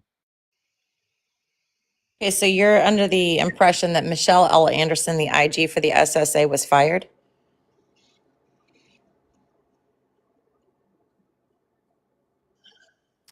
In the name of Jesus Christ, amen. So Michelle L. Anderson with the Social Security Administration is not fired. She actually is upset because I can't hear Lynn again. I'm gonna have to drop again. Sorry to interrupt you, Lynn, but I can't hear you. Dude, it's not my service. This is all on you. Wait, is anybody talking? People are talking, right? I'm talking. Okay, I gotta drop. I'll be right back. All right. Hey, Admir. What's up? 3 people have messaged me saying that they got muted, and they don't know what they said. Well, there's a reason. Everybody has been instructed on both ends. If they say something about Linz's family, if they say something about Jay's family, bring anything up, they're going to be muted. I'm not playing games at all. So, all right, Jay. As long as I'm pretty sure that answered it. Yeah. So, because I am okay. I don't care if people want to say Lindsay's losing, RTP's winning, or vice versa. I don't care about that. But as soon as you say something out of pocket on either one of them, you're gone. You should just do a update saying that, just so everybody knows from here going on out. I know. Yeah, it'll be all good. Jay, are you there? Yeah, I got you now. Sorry about that. No, you're good. And I don't know why your thing keeps going out. I don't know either. So who was? Well, Linz, I can't remember. You sent me something here, Linz. Did you want me to show this? yes, please. Linz, could you maybe just repeat what you said to introduce that? Because after I talked, I didn't hear a single word, so I'm not exactly sure what you said. Just really quick. So Michelle L. Anderson is the IG for SSA, and she's the one that's saying that this report has gone unanswered by the Ways and Means. She wasn't fired. So, I mean, you made that claim. I just wanted to make sure that's not who you were discussing. Is she the one that did the audit? I'm sorry? Is she the one that did the audit? Yes. Is she an assistant inspector general? Let's see. It's the office of the IG. Michelle L. Anderson is the IG for SSA. Okay, cool. Yeah, I think what I was trying to say is they are firing IGs, but yeah, if I said that if she's still employed, I have no idea. But yeah, I'll just trust you on that. Yeah. Yeah. So really quick, what Jesse's showing is it's actually an executive order that actually establishes the Department of Government Efficiency, talks about what gives him that power in the Constitution, talks about Section 551 of Title V, United States Code. So yeah, this is legit. Gives who the permission? The president. Oh, okay. Yeah. No, I think the president has the authority to do an audit. Okay. No. The president has the authority to create and establish different departments underneath the executive branch. Oh, yeah, but he didn't, because DOGE isn't a branch of the government. No, it's underneath the executive branch of the government. It's underneath the executive office. It's not. I'm trying to remember the name. So what they did is when they created DOGE, they tried to create DOGE, and then they decided to roll it up in another department. I could figure out what it is. But they did that, and you can guess why. This is speculation, but my speculation is that if Elon Musk is the head of a department, that opens him up to oversight. That means that, and it also opens him up to financial discovery. It opens him up to FOIA requests. And so my guess is that he's running this department, but he's not even listed as the head. I can't remember what the department's called. It's Let me look. Oh, that's it. Anyways, there's another name of the department. I wish I could remember exactly what it's called. And they've specifically said U.S. Digital Service. That's what it is. No. Yeah. U.S. No. U.S. Digital Service. So they just renamed U.S. Digital Service as U.S. DOGE Service, and then Elon Musk is not the head of that. It's like some lady. They're like, she's in charge, and she was like on vacation in the Bahamas at the time. She hadn't done anything. They just don't want us to be able to subpoena Elon Musk. Well, I don't even think that that's the issue. I think the issue is that number one, he has the right to do this, and he has discretionary spending that is given to him underneath the executive branch, especially for technology and software, which is what this is. It's the DOGE agenda by modernizing federal technology and software to maximize governmental efficiency and productivity. So yeah, so he's given What does that mean? this is what it says. The executive order establishes the Department of Government Efficiency to implement the president's DOGE agenda by modernizing federal technology and software to maximize governmental efficiency. To maximize government. What do you mean? What does it mean? I mean, what does that mean? So you're saying that they're going to make, like, they're making a technological product. Like, what are you saying? I have no idea. What are you saying? What DOGE is doing is they're streamlining. Yeah, I mean, I think RTP just got reported. What the hell, guys?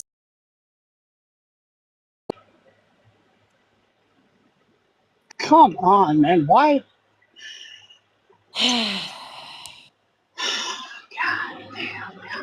really don't want anybody to report anybody. So this is standard for when conservatives are losing their Jesse, don't fucking do that again. Not gonna do this. I can't believe Linz.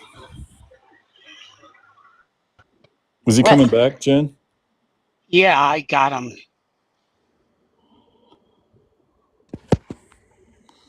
Hey guys, good to see you Hey, again. did you?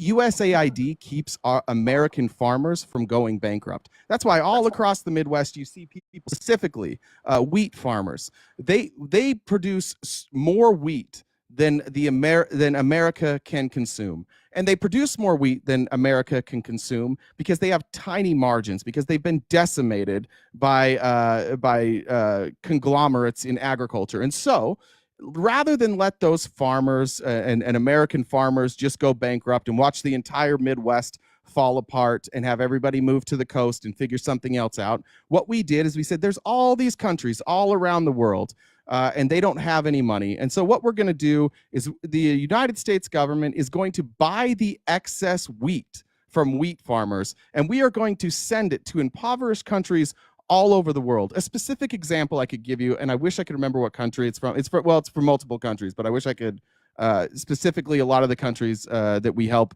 in Africa. There are children in Africa that are so emaciated, are so destroyed that they cannot eat food. The United States has a paste. It's put together. It's a bunch of agricultural products put together in a paste, and it's simple enough that they can digest it without destroying their digestive tracts. And that literally is what is keeping starving children alive. And when Elon went in, because he is a fucking dumbass, and he cut USAID funding for stuff that he didn't understand, we had this paste sitting at our ports, and it went bad. And that means people died. People all over the world died. And let me tell you one other thing.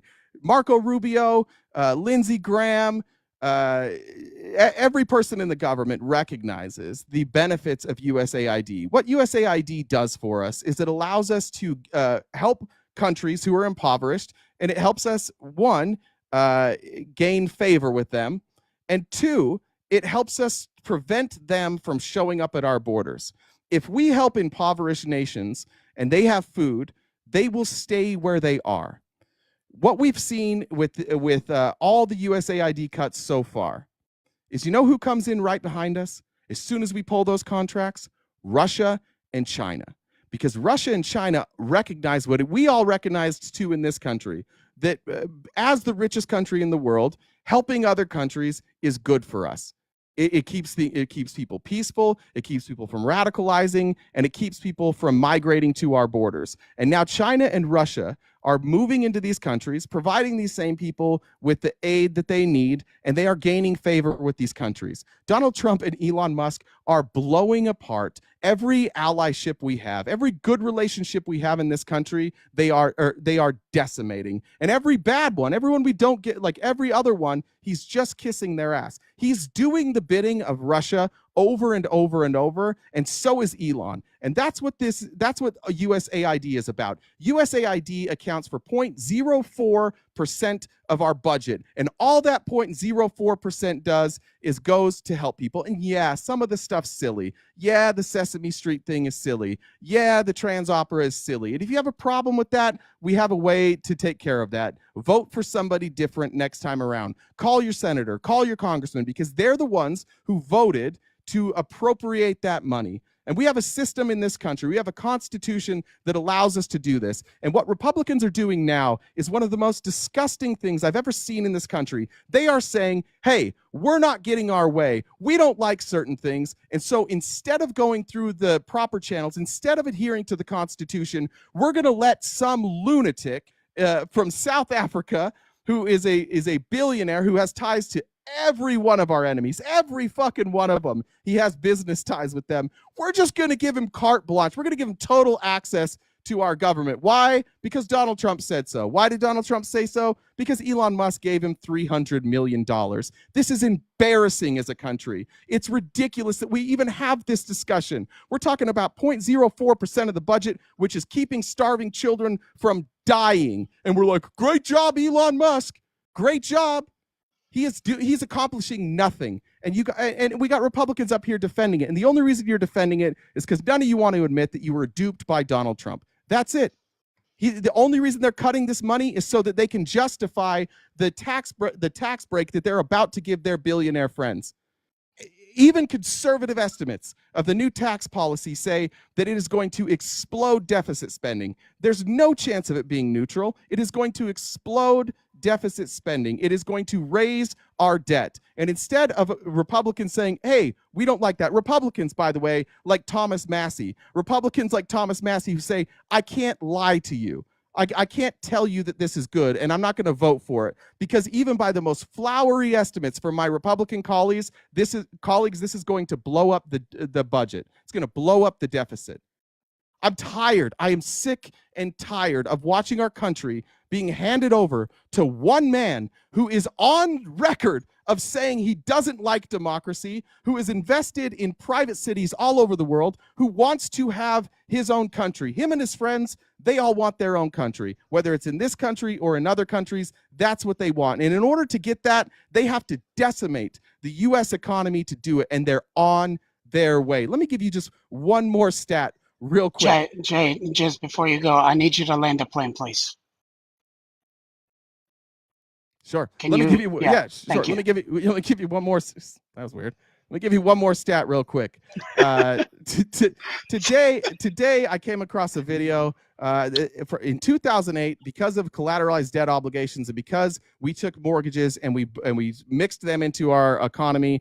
And if mortgages drop, our economy crashes in 2008. That's exactly what Elon Musk and his friends have done. They've created something called collateralized loan obligations. And those collateralized loan obligations are made up on shitty loans. And those loans have adjustable rates. And those loans are about to default. We are on the verge of an economic collapse, and nobody sees it coming because we're too busy believing that a handful of billionaires who made all this money and only cared about themselves their whole life suddenly got a heart and want to save America. So, Linz. Is the sermon over? Yeah, Hey, Jesse, can you pull up the letter that I sent you from the Ways and Means Committee, please? Sorry, I fell asleep during church. Me too. I'm just teasing. Can you pull up that letter that I sent you from the Ways and Means House.gov, please? Chairman President Trump and House Republicans are committed. Yes. Okay. Hold on, let me get you the big screen. So Jesse. this was something that was as of March 12th, 2025. Okay, so a lot of it is just a backstory, but this is something that was at the very bottom. It says, since that letter was sent in January, the Trump administration's embrace of automation and technology has made a night and day difference for those affected seniors. Under President Trump, the SSA has already sent more than 71% of all back payments to the 3.2 million affected beneficiaries. This is how the agency should work. Congress passes a new law. The agency quickly implements the law to get benefits in the hands of Americans as fast as possible. We shouldn't be told it will take 1,000 work years to complete. This success story flies in the face of Democrats claiming DOGE is hurting seniors and taxpayers. Right? So wait, what was the money going back to? Sorry. I'm sorry. Can I finish? No, I just The money was going back. No, hold on, wait. No, No, Jay. You just went on a 5-minute. No, hold on, Lynn, I'll take care of it. That's why I'm here. Jay, let her talk. We agreed on this. your- I'm asking a clarification question. We agreed that the only time you can interrupt is to ask a clarifying question. And I got it. I'm just asking you what the 71% was from. It cut out on my audio. That's all I'm I asking. got We agreed to it. this. I know. That's what I'm saying. I got it. Lynn's, that's his question. Yeah, so this is about the Social Security Administration and the back payments that were supposed to go to 3.2 million affected beneficiaries. 71% of all those back payments have been made, even though it was stated that it was going to take 1,000 work years to complete. Right? So this is what needs to happen. When there's a problem like this needs to be handled expeditiously. This is one of the reasons why DOGE and the House of Ways and Means Committee is actually saying that this is helping, right? This isn't hurting seniors and taxpayers. This is helping them, right? Because it's putting the money where it belongs. It's putting the money where it's supposed to be. I don't care about, Sesame Street in Afghanistan or any of that stuff. That doesn't have anything to do with us. On top of that, show me a bill where we allocated that and people actually knew that that's where it was going. A lot of the money that's going to USAID is discretionary spending. Discretionary spending doesn't necessarily have to go to anything specific. It could go to something later, and that's the problem. We have so much discretionary spending and things that's where you get the waste, fraud, and abuse. Discretionary spending is a big problem. Mandatory spending, I understand because it's allocated to something specific, but discretionary spending is a huge problem. That's where you fall into these traps. That's where when the USAID is audited and you look at these programs that they're not going to anything that any of us would have ever agreed to, nor did any of the legislators that gave that discretionary spending, did they know where it was going to go to. We shouldn't be paying anybody the way that we're paying them. We shouldn't be bailing out other countries unless it's mandatory spending and we know exactly where that money is going,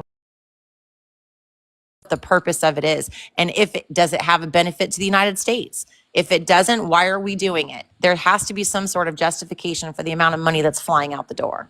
That's just simple. That's simple mathematics. That's simple economics. We cannot have wasteful spending.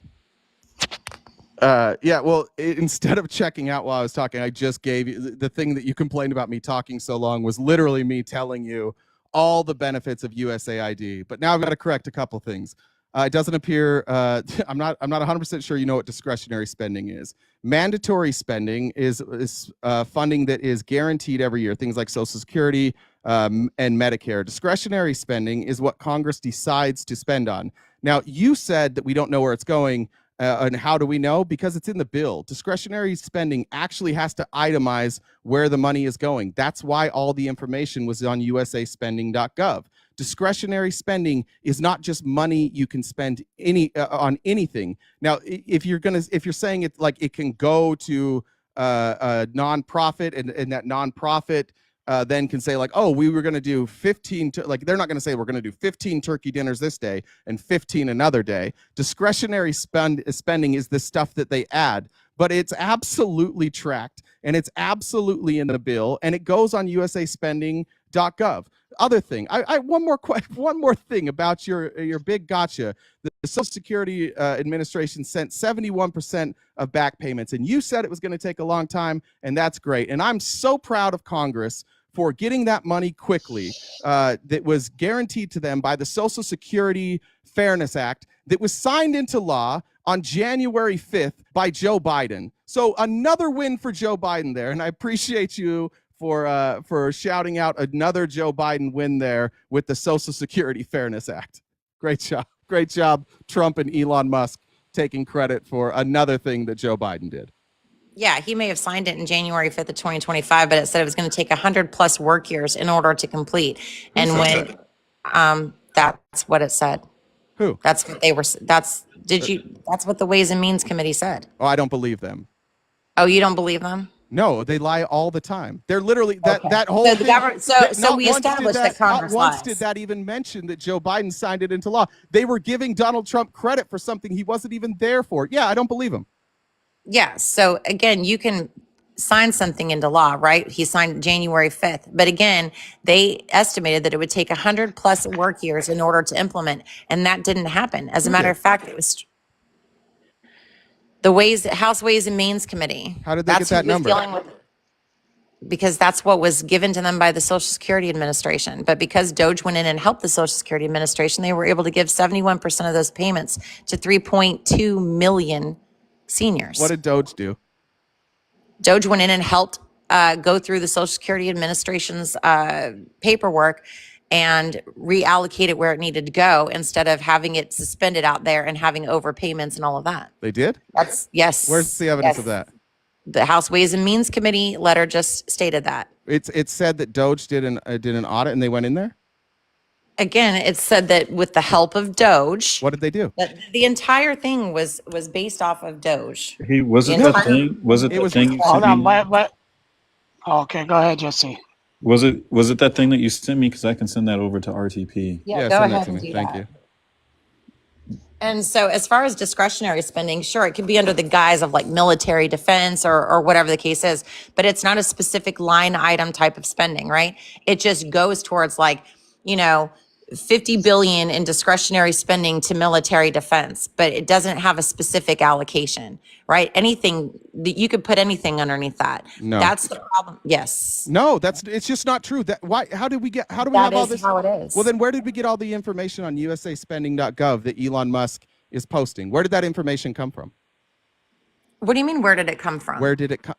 I mean, I'll just tell you where it came from. usaspending.gov. What they do is once the House and the Senate pass a bill and it is signed into law, inside that bill, it is line item where that money is going. It says exactly which organization is receiving that money. And then they take that information and they post it on usaspending.gov. So if you're saying it's not a line item being like whichever one of these, like let's just say it went to Bill's mosquito nets, you would have money that was appropriated to Bill's mosquito nets. And then, yes, it's true, we don't necessarily audit Bill's mosquito nets. There's requirements that they have to report back to the federal government, but like we don't go in there and audit them with a fine-tooth comb, but we know which organizations are receiving this money because it's in the spending bill and then we post it online.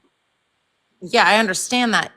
But again, discretionary spending isn't doing line items. Like, can you show me where we allocated for $7 million to go towards a Sesame Street program in Afghanistan? Yeah, I just explained that to you. I'll do it again. So where the spending goes is it shows us which organization gets the spending, which you said before, it's not a line item. And I said, it's not line item like it's going to show everything that organization spends money on. But how do you think Elon Musk found out that information?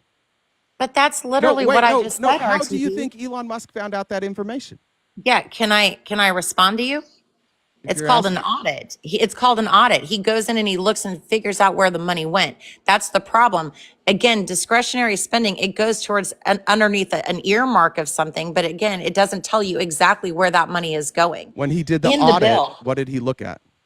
He was looking at paper trails, where the money went. Who did it go to? What was it used for? Who made it was paper all trails? under. It was all under the USAID. Wrong. The organizations that receive the funding from Congress are required to track their spending and report it back. And that information also goes to usaspending.gov. Report it back where? I don't know who the administrator of it is, but It goes back to the USAID. when you get USAID, whoever the administrator is, right? And then so that stuff that Elon Musk is looking at is publicly available. The reason he knows that there was money given to a Sesame Street is because the people who received the funding from Congress have to say, here's what the money was for. And they said, this money went to producing a Sesame Street program. That's how he got it. We actually have the transparency. Elon Musk is basically just a guy that's going to a website that nobody else really goes to, but it's publicly available. He's not doing an audit. He's using AI to search a website of publicly available information and then feed you guys a nonstop diet of stuff that you would call woke and that you don't like, so that you get enraged and you ignore the fact that he's not fucking doing anything. He's just giving you publicly available data, and then he's going after the departments that get in his way, the regulatory departments that make it so he can't get all the money. Yeah, but again, it's going to the USAID. It's self-regulated. That's the problem. Everything reports back to USAID. USAID keeps paper trail, but nobody's checking them. That's the problem. Yeah, but he's not doing anything either. What's he doing? What do you mean? They literally went into USAID and audited them. No, they went to usaspending.gov and they reposted the data that was available at usaspending.gov. So much so that they didn't change the format. They literally took screenshots from usaspending.gov and posted it as their receipts. And then when they got busted doing that, they stopped doing screenshots and then they started listing it as line items. And then when they got caught lying about the stuff that they were putting as line items and the stuff that they cut, they just hid that even more.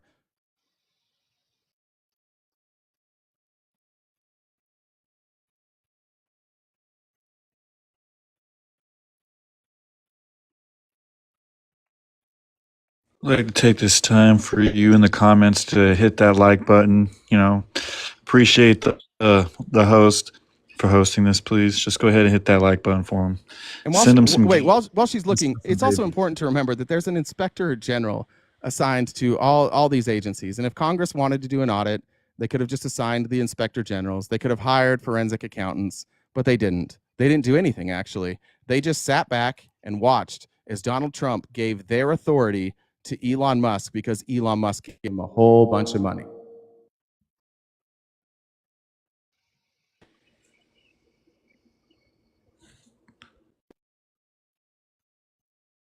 Okay, so Elon Musk and DOGE actually went into the USAID building, right? They actually went in there. They looked through their paperwork. They looked through their files. That's literally what they did. And how do you know that's what they did? What do you mean? That's literally what it said. That's what they said. How do we know they did that? They went inside the building. As a matter of fact, Congress went and stood outside of USAID and they couldn't get in. I understand that, but all their screenshots were from usaspending.gov. So how do you know that's That what they were doing? That they're going to show you. Oh, they're hiding it from the. Oh, so No, this they're not. independent auditor is hiding it from us. No. Oh. But while you're in the middle of an audit, you don't show everything. That's the problem. When you're going through an audit, right? You have to go through everything with a fine-tooth comb. You're going to post things here and there that you find to show, hey, this is why we're doing this audit.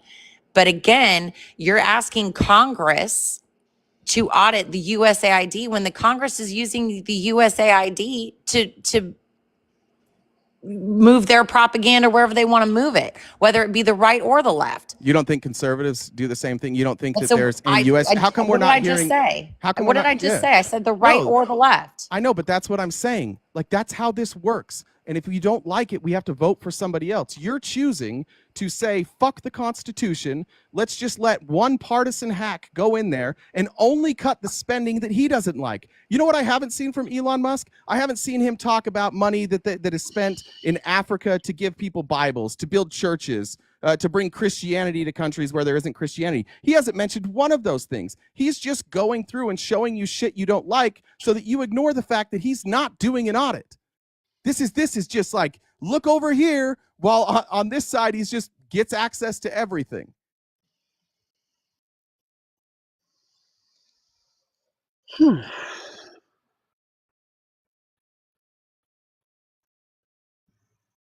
I'm just glad that Jesse lost today in a debate as well. So, Dude, I'm 2-0 versus you, dude. You didn't even know what fucking annexation. oh my God. Oh, you serious? Okay, we'll finish this. Oh man. Yeah. Okay, we'll see. No, but I think this has been a great conversation. Look, I'm proud of both of you guys. Very influential. Yeah, I mean, it's been actually pretty educational as well. I just want to put emphasis on the fact that the best barbecue comes from Texas and not North Carolina. All right, I'm muting Just you. want to put Goodbye. Yeah, whatever.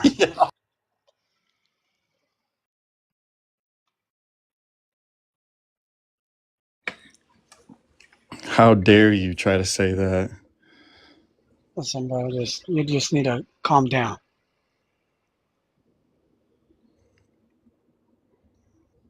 I don't know what she's looking for. I can send you some things. I have a New York Times article here showing how DOGE gets caught lying consistently. In March, the group was caught in a series of errors. They began posting itemized claims about the savings it had achieved from canceling federal grants. Its website interface provided only minimal details about these grants, but the site's public source code, which they tried to hide, included identification numbers so people could go and they could audit it.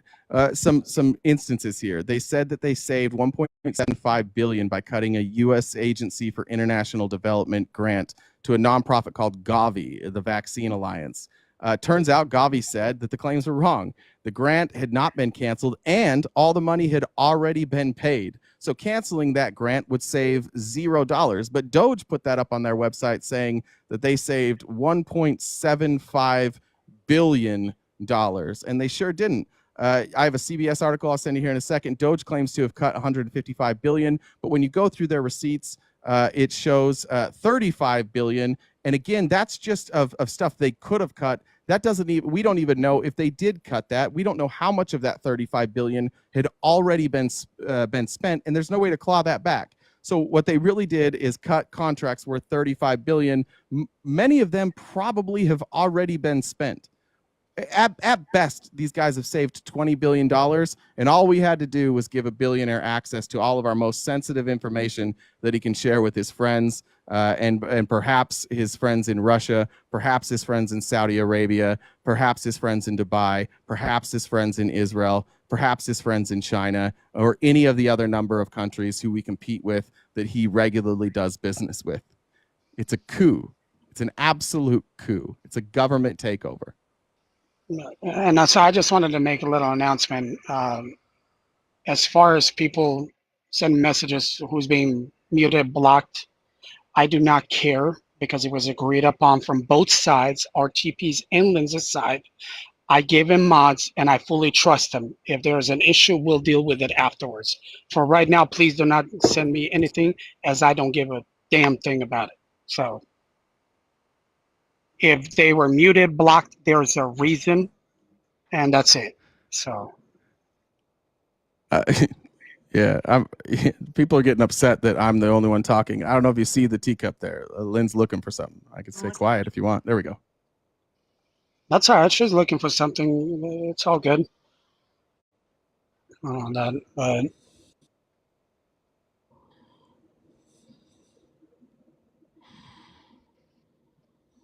so how's your day going, Jay? That's good. I seen your YouTube thing today, and that was interesting. Thanks, man. That was very interesting, man. Is it as interesting as the definition of annexation? Probably not. What could be as interesting as that? Listen, He bro. Listen, bro. Tried to tell me something about Crimea. He's like, Crimea is their own country, and I was like, admitted that I worded fucking it. I annexed admitted that I worded it wrong. Instead of saying country, I should have said something different, and he quickly caught on to that and just did what he does. So.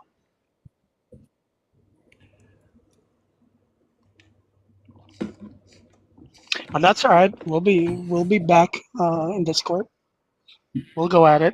I don't know about you guys, but the best play in history is the annexation of Puerto Rico, which helped the Little Giants and the Cowboys. That is absolutely correct. Listen, and we got to do something, possibly annexation of Dallas Cowboys being America's team. I would love to see that. See, listen, you're going too far. You're like a great value citizen. Okay, you had to get yours like secondary. You don't know about that kind of stuff. You stay over there and listen to your Yugoslavian music and watching your soccer, which I like soccer. Oh, Lindsay. Hold on, Linz. Let me put you on the big screen. USAID leaders escorted out of building after blocking DOGE access to secure systems. So, again, DOGE went inside the USAID. They escorted those out, and Marco Rubio took over USAID. An audit was performed of all of their documents and things like that they could get to. And then they also had USAID employees that were still there, especially the executive secretary that was appointed underneath Joe Biden to go in there and oversee everything. So, yeah, I mean, what do you mean that they didn't go in and audit them? What do you mean they didn't go inside of the building? What do you mean they just went off of the USAspending.gov? Well, you just showed us a screenshot that didn't say that it didn't give us any evidence that they performed an audit, and you took it down rather quickly. You're just saying things that you think happened because they told you that. I'm asking you for evidence that they did an audit. I've seen no evidence that they did an audit, and I'm like, trust me, bro, it doesn't work. Listen, trust me, I've shown more sources than you have. You've just been monologuing this entire time, doing sermons. You aren't showing anything. I've sent all the sources to Jesse. He's fact checking all of them. If you want a source on anything I've said, what do you mean, Jesse's literally fact checking? Listen. Hold on. Time out. Hey, wait. Time out. We were doing so good. We're not gonna get into this. Let's keep him moving. I just want to know where the Linz, what was that? Yeah, and I What was know that we're source, gonna Linz? not Jesse. We're gonna move Oh, forward. I was just gonna pull it up. Okay. We're Yeah, we're gonna move forward. Yeah, look, if you want a source for anything I say, I have sources for literally everything I've said. I'm just saying that what you just put up there is not evidence of an audit. A lot of people on the Thanks, right Linz. are saying they did an audit.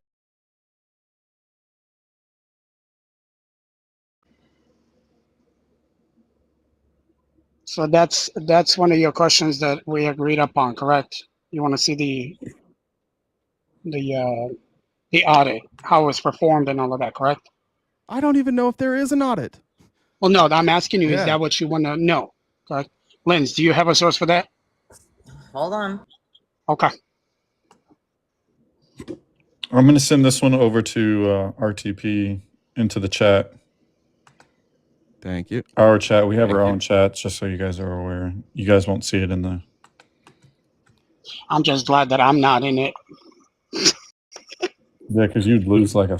You Oh suck my at debating. God. Okay, bye. All right. We'll see. Let's just wait and we'll see. It's this Fox 59 article. Is that No, it's. I literally just posted it, so it's. yeah, it's Fox59.com. Yep, Fox 59. Okay, Yes, sir. cool. My apologies. Admiral wears Jesse Hernandez debate pajamas Wait, at night what? because he knows how good. Wait. No. You need to calm down. No. Yeah, I'm looking. None of this says they're an audit. The closest they said is they said that that they were able to gain access to some of the agency's classified information, including intel. She just sent me another one. Okay, Jay. cool. Damn.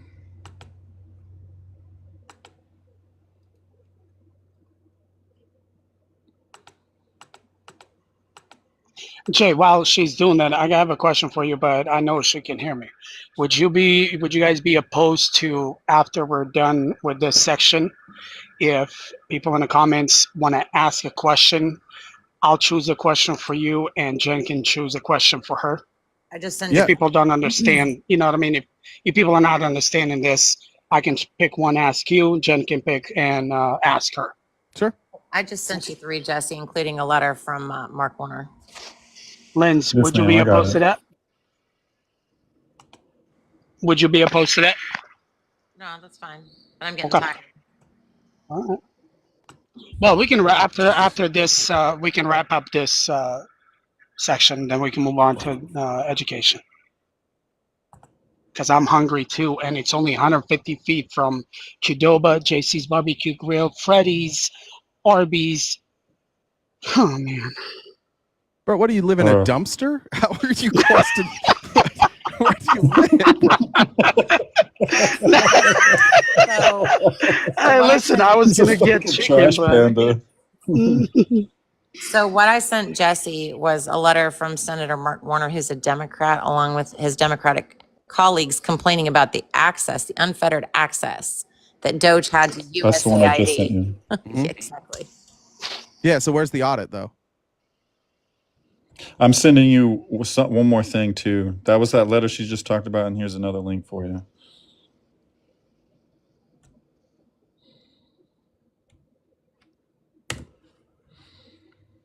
Yeah, this is all about access. Again, I hate to say it, but like I feel like we're That's at a an state. audit, RTP.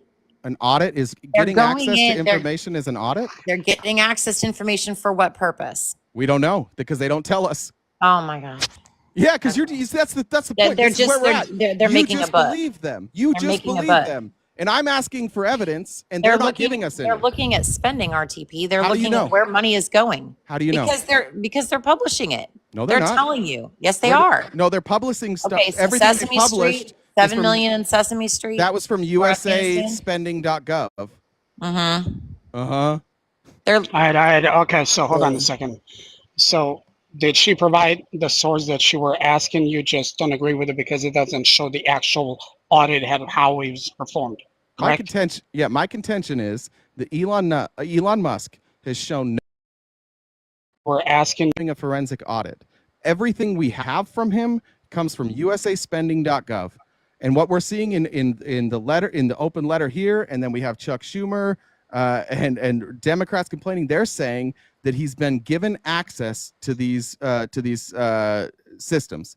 That's all we know. And by the way, you actually do know what they're doing there. What they're doing is they're getting access to information, they're going through personnel, and then they're firing personnel that they don't like. We do know that. They have fired a lot of people. What they haven't done is provided an audit. So if we're guessing, what did they do after they went into USAID? They fired a bunch of people. What did they not do? Provide an audit. So I'm guessing they went in there to figure out which people they wanted to fire. So what was one of their main functions in going into USAID? I have no idea. They didn't tell us. Stop treasury payments, right? So treasury payments, that would be money.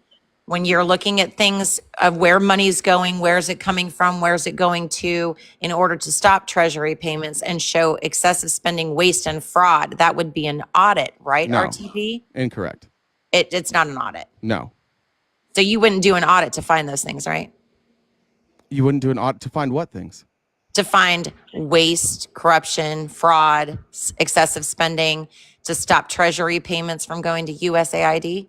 No, because all of that information they already had access to. Like the information of where the money was being spent, they already had access to. All of that stuff is publicly available. The only thing they didn't have access to was sensitive information, like which employees work there, how long have employees been there, how was that employee hired, is that employee a provisional worker? And so they go in and they find people. Like one of the things that they kept doing is that people were put on like a provisional status because they were waiting for a review for a promotion. So even though they had been there for a while, they were listed as provisional status because they were waiting for a review for a promotion, and they didn't understand what they were looking at, so they just fired people. They went into these agencies to gut them of employees.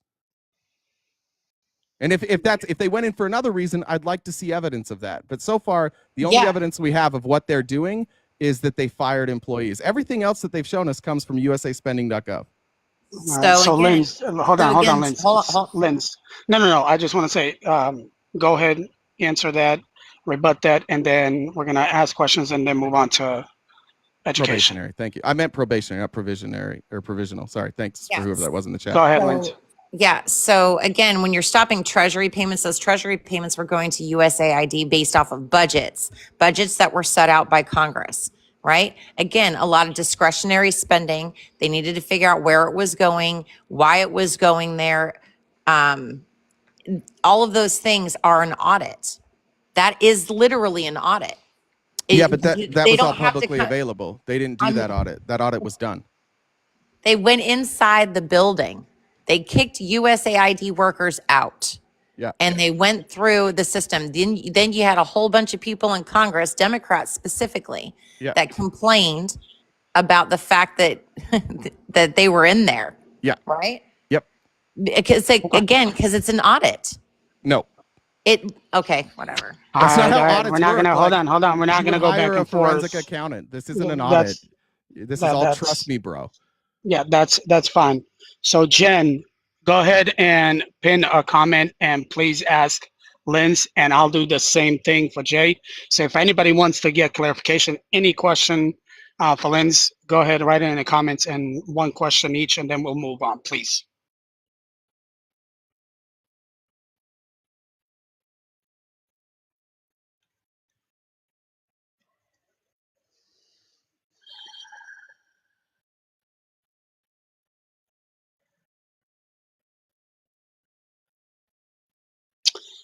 Ooh, actually, that's a good question.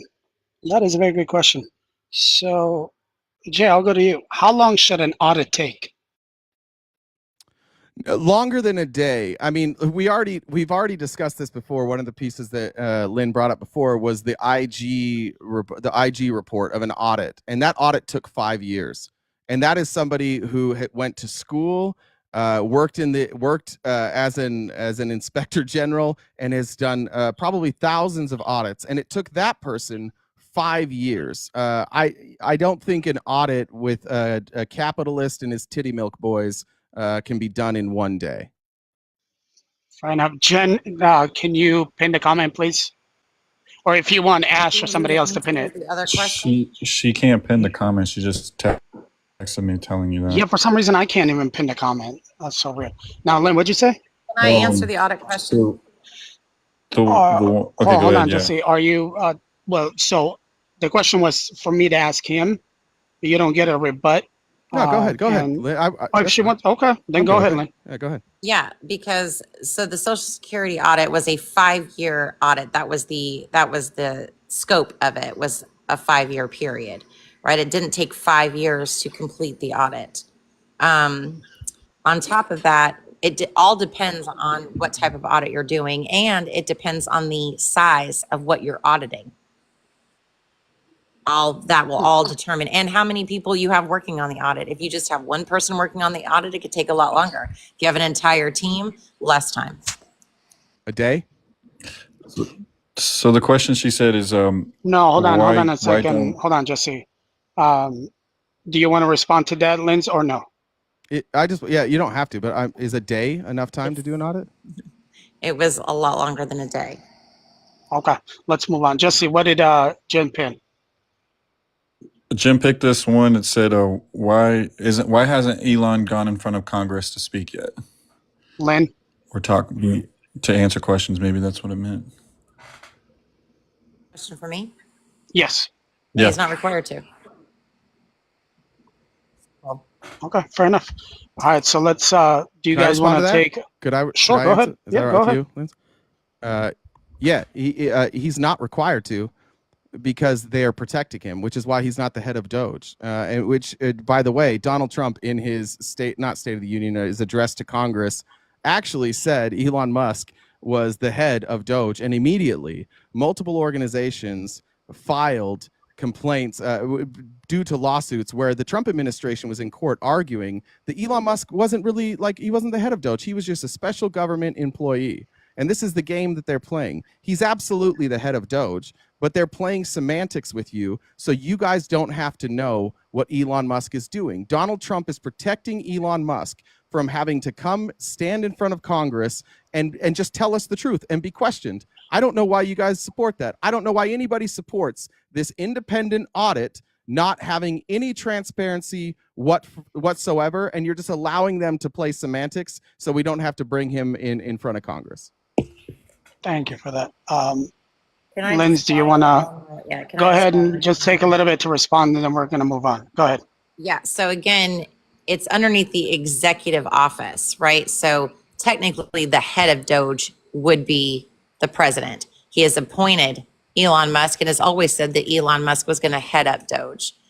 He is a special hire because it is a special agency that has been created underneath his constitutional powers, and that executive privilege does extend then down to DOGE.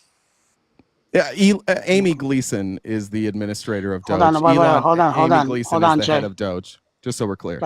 Yeah, that's fine. Not Elon. And all of that. So we asked the questions. Do you guys want to take a couple of seconds to grab water, breathe, or whatever before we get to the Department of Education? No, I'm good. What is your stance on Linz?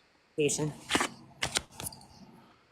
I think that it's severely underfunded, and I think that this is just Christian nationalists doing what Christian nationalists always do and try and make sure that nobody learns anything. Jesse, go on mute. Do you know what the budget is for the Department of Education? Not off the top of my head, no. Yeah, it's exorbitant. Do you know what a majority of the U.S. Department of Education funds? Most of it's administrative costs. Actually, most of it is federal aid, federal student aid. Okay. I thought you meant just what they're spending. Yeah, sure. And then administrative costs. Right. Well, Linz, can you just elaborate on that? Yeah. Can you just elaborate on that because it's? I'll get there. Yep. So for the fiscal year 2025, for the Department of Education's budget summary, do you need me to send this to you, Jesse? No, I think Jay already has a copy. Of what? Do I?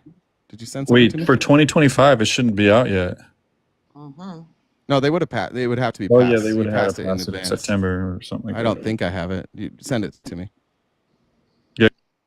Yeah, okay, let me get it for you.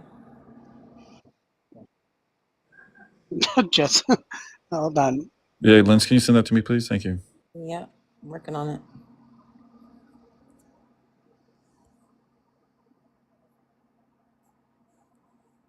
I still can't get over the background that you have. What's that? What's that other hand doing, Abner? What's that? Hey, listen, bro. I mean, I live in a trash dumpster with a lot of food, so I gotta, you know what I mean? Just see, turn off the camera. All right, Turn that shit off. 2025 budget request is 82.4 billion in discretionary funding for the Department of Education, including a change in mandatory programs and rescissions. The request reflects a 3.1 billion or 4% increase from the fiscal year 2024 annualized CR level. Beautiful. Triple Yep. it. Triple it. Quadruple it. All The right. federal student aid. It's sent. Oh, that was just student aid? Sorry. Well, a majority of their expenditures go to federal aid. Yeah, that's fine. Double it, triple it, quadruple it. I'd love to see way more money invested in education. I'd like to see less money sent overseas to kill innocent people, and more money given to education. Yeah. So for K through 12 schools for the 2025 budget, they're getting 18.6 billion. That's it out of that 86 billion. Cool. Triple it. Okay. But look, the states fund education. The federal government doesn't fund education. Like, I live in Arizona. My kid goes to public school. The public schools are funded by property taxes locally. Like, most of public education has always been funded on a local level. States take up a lot of it, or local takes up a lot of it, and the states, well, it's the state, but they direct it down to the local. The federal government has never been the one that mostly funds education. Right. So okay, hold on. Let me get to where I want to get to here.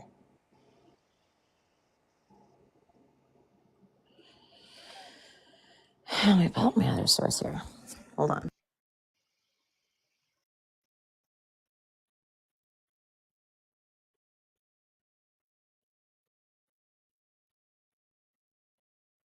Jay, how far are you from Scottsdale? Are you? I'm in Mesa, so like our borders touch, but I'm like the furthest part away from Mesa that you could be from Scottsdale. So it's like, if I wanted to go like to the waste management, it's like 20-ish minutes. The cool thing about Arizona is there's like no mountains, and we have an awesome freeway system. So no matter where you go, you can get there pretty quickly. Listen, I don't know what you're talking about. No mountains. Listen, I've been to Flagstaff a million times. Yeah, Flagstaff's like in 2 hours, I think, maybe 2.5 from here. It's about an hour and a half from Phoenix, just north up at 17. Okay, so yeah, like 2 hours 15 probably from where I'm at. Yeah, I mean, those are rigorous mountains. Oh. Do you want me to just make my argument first, or we can do that if you'd rather me do that? Well, while she's looking at, is she back? Oh, there she is. Okay, so yeah, I agree with you that the states do a majority of the spending, and it's been that way because constitutionally that's the correct way to do it. We've had several different federal laws that have gone into place when it started to mingle into, started with Dwight Eisenhower when he said it was a need for national defense. So he started implementing some things. We also know that the No Child Left Behind was a big problem. We know that Jimmy Carter established Department of Education in 1979. And we've thrown money at this problem, right? We've thrown money at education, and we are sinking further and further and further into the abyss because we are relying on test scores. And that's what schools are worried about. They're worried about test scores because if they don't have the correct test scores, then they fire the administrations, they fire teachers, and this isn't going to enriching children. It gets rid of programs, gets rid of recess, it gets rid of PE, it gets rid of arts, gets rid of fine arts, it gets rid of music classes. all of these different things because they're focusing more on testing. Again, a majority of the federal student aid, or the federal, all of this goes to federal student aid. And if you look at the way that is, those loans are predatory loans on students anyway. It puts them forever in debt. They can never get ahead. The interest rolls into the principal, and so the principal continues to grow even though the interest stays the same. And then by the time that a bailout comes out, like what happened underneath the Biden administration when they wanted to do it, it went to the interest first. Never even touched the principal. Right? So that was just another bailout for the banks and for the Department of Education. This isn't going anywhere. We keep throwing money at problems thinking it's going to fix something, and it's not. We need reform. We need something that's going to make sense. The Department of Education from 1979 forward has been a problem. Every time the federal government makes a new law that goes into critique what's going on in the education system, it's always been a failure. We need to stop doing that. We need to give it back to the states. Each state has their own differences and their own problems within their own states when it comes to education. We need to release all these federal restrictions on all of these states and allow them to do their Department of Education the way they need to. Yeah, look, Ronald Reagan would be thrilled with what you just said because that's exactly what he said. But let's correct the story. In 1958, as Americans watched the Russians beating us in the space race, Eisenhower in his State of the Union pointed at Sputnik and said, hey, like, we got to do something about this. So he demanded that Congress fund a new education system. Every marker that you would even look at skyrocketed. Test scores, IQ scores, foreign language, English, math, science, all of that was accelerating. And then it's true that we started the Department of Education in 79. We didn't really start the Department of Education in 1979. What we did is we put it under the control of the executive branch and made it an actual department, but we did have like federal education. And then Ronald Reagan came in, and he came in and he killed it with his war on the Department of Education. And what he did is he brought in two people to fix it, Jerry Falwell and Bill Bennett, two racist white nationalists, Christian nationalists, who openly, both of them openly advocated for segregation. And they said that the failing in our school was due to integration. Jerry Falwell it went on to create a private university, and he's the reason why we started doing student loans. He wanted to make sure that we had student loans that could go to his private institution. But one thing he was really concerned about is that people would get student loans that weren't Christians. He said, I would not want to put any of Jerry Falwell Ministries in a position where we might be subservient to a future Bill Clinton. God forbid. It concerns me that we would suddenly, the Church of Scientology, the Jehovah's Witnesses, and other denominations and religious groups would also begin applying for money, and they would get money.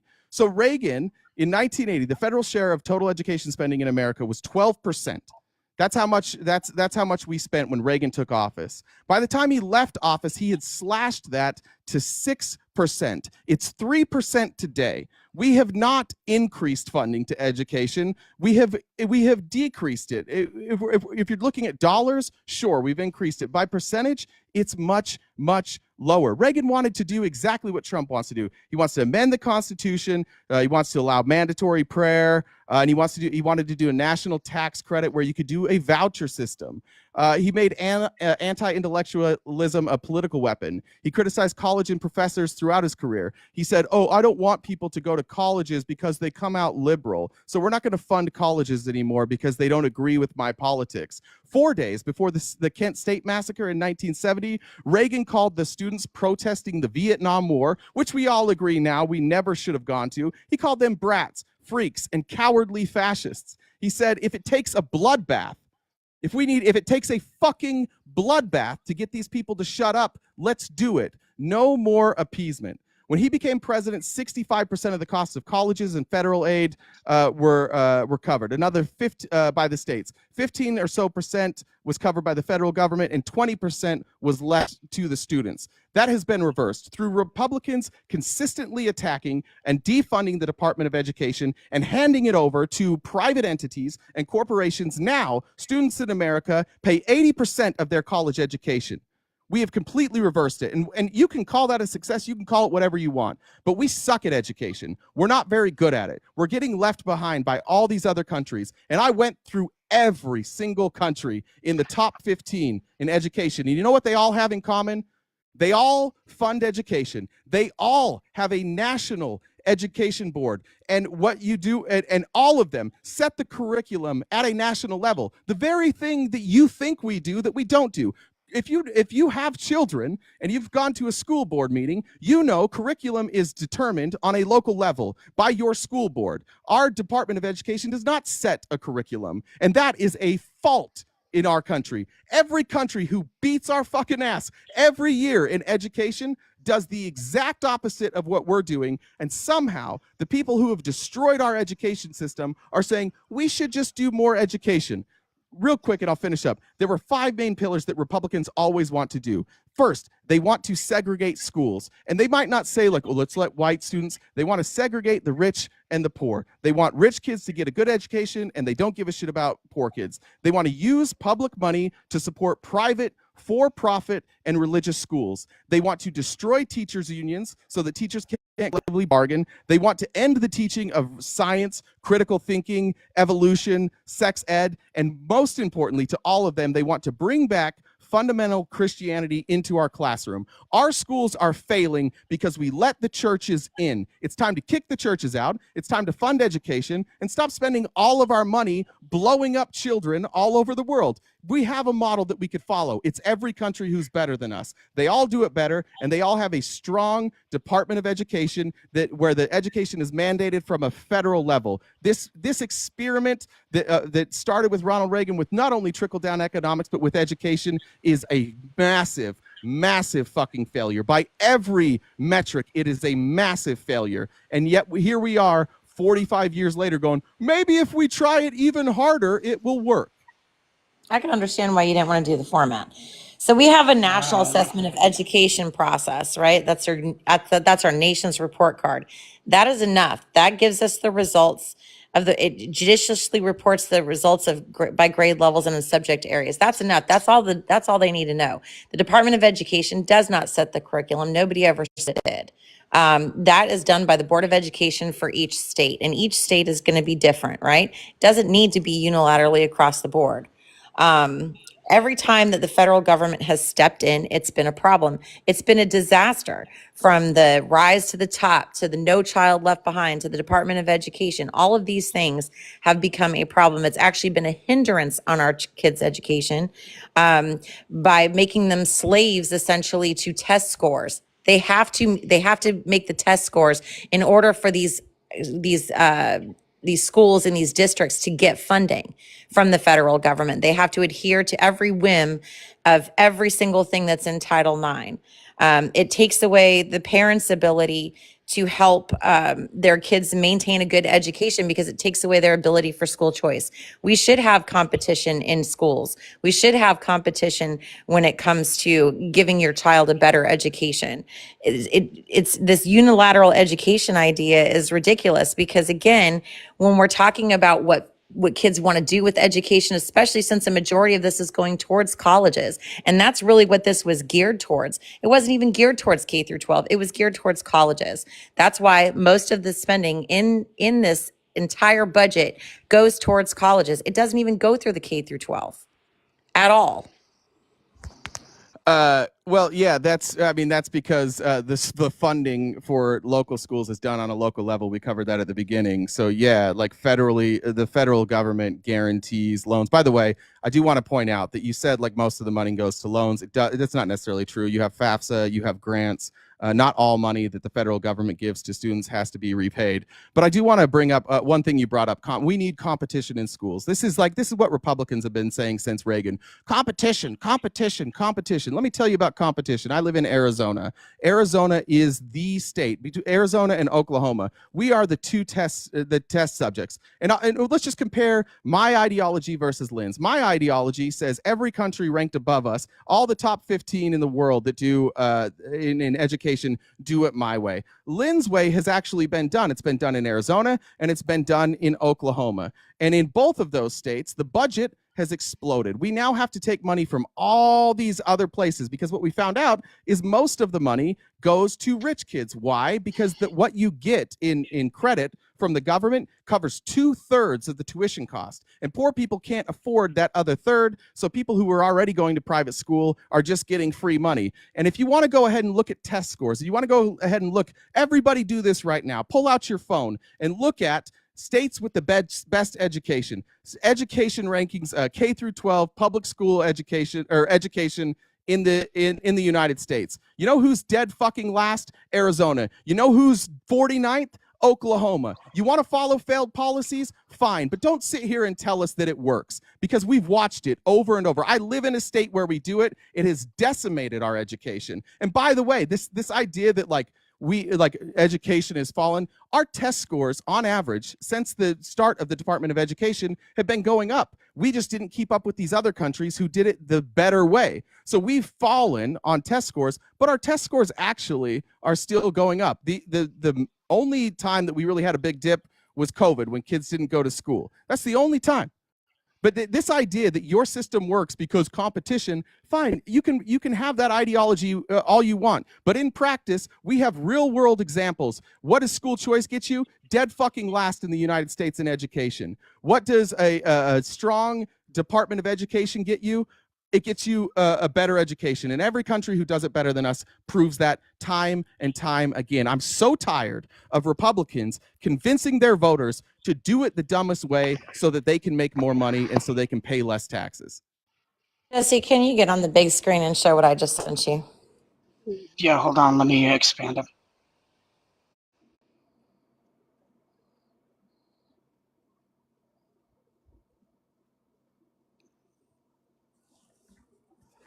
I think after Jesse pulls it up and all of that, I'm going to do one more rebuttal and then we're going to wrap it up.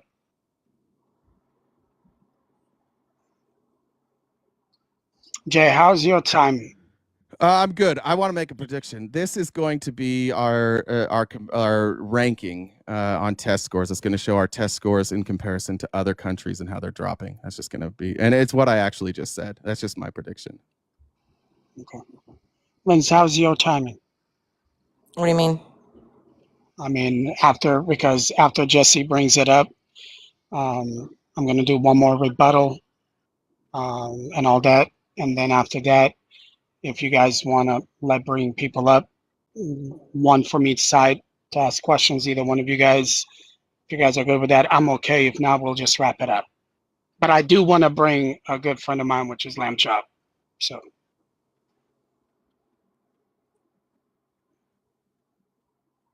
Okay. So this is the U.S. Department of Education budget. Jesse, can you send that? Because I can't start. Can you send that to me, Jesse? I just can't see it on my screen.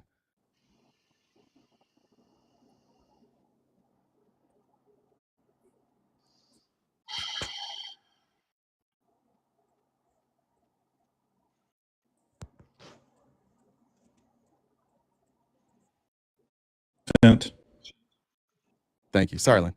Okay. So if you look at this in a pie chart, right? Federal student aid is the majority of this.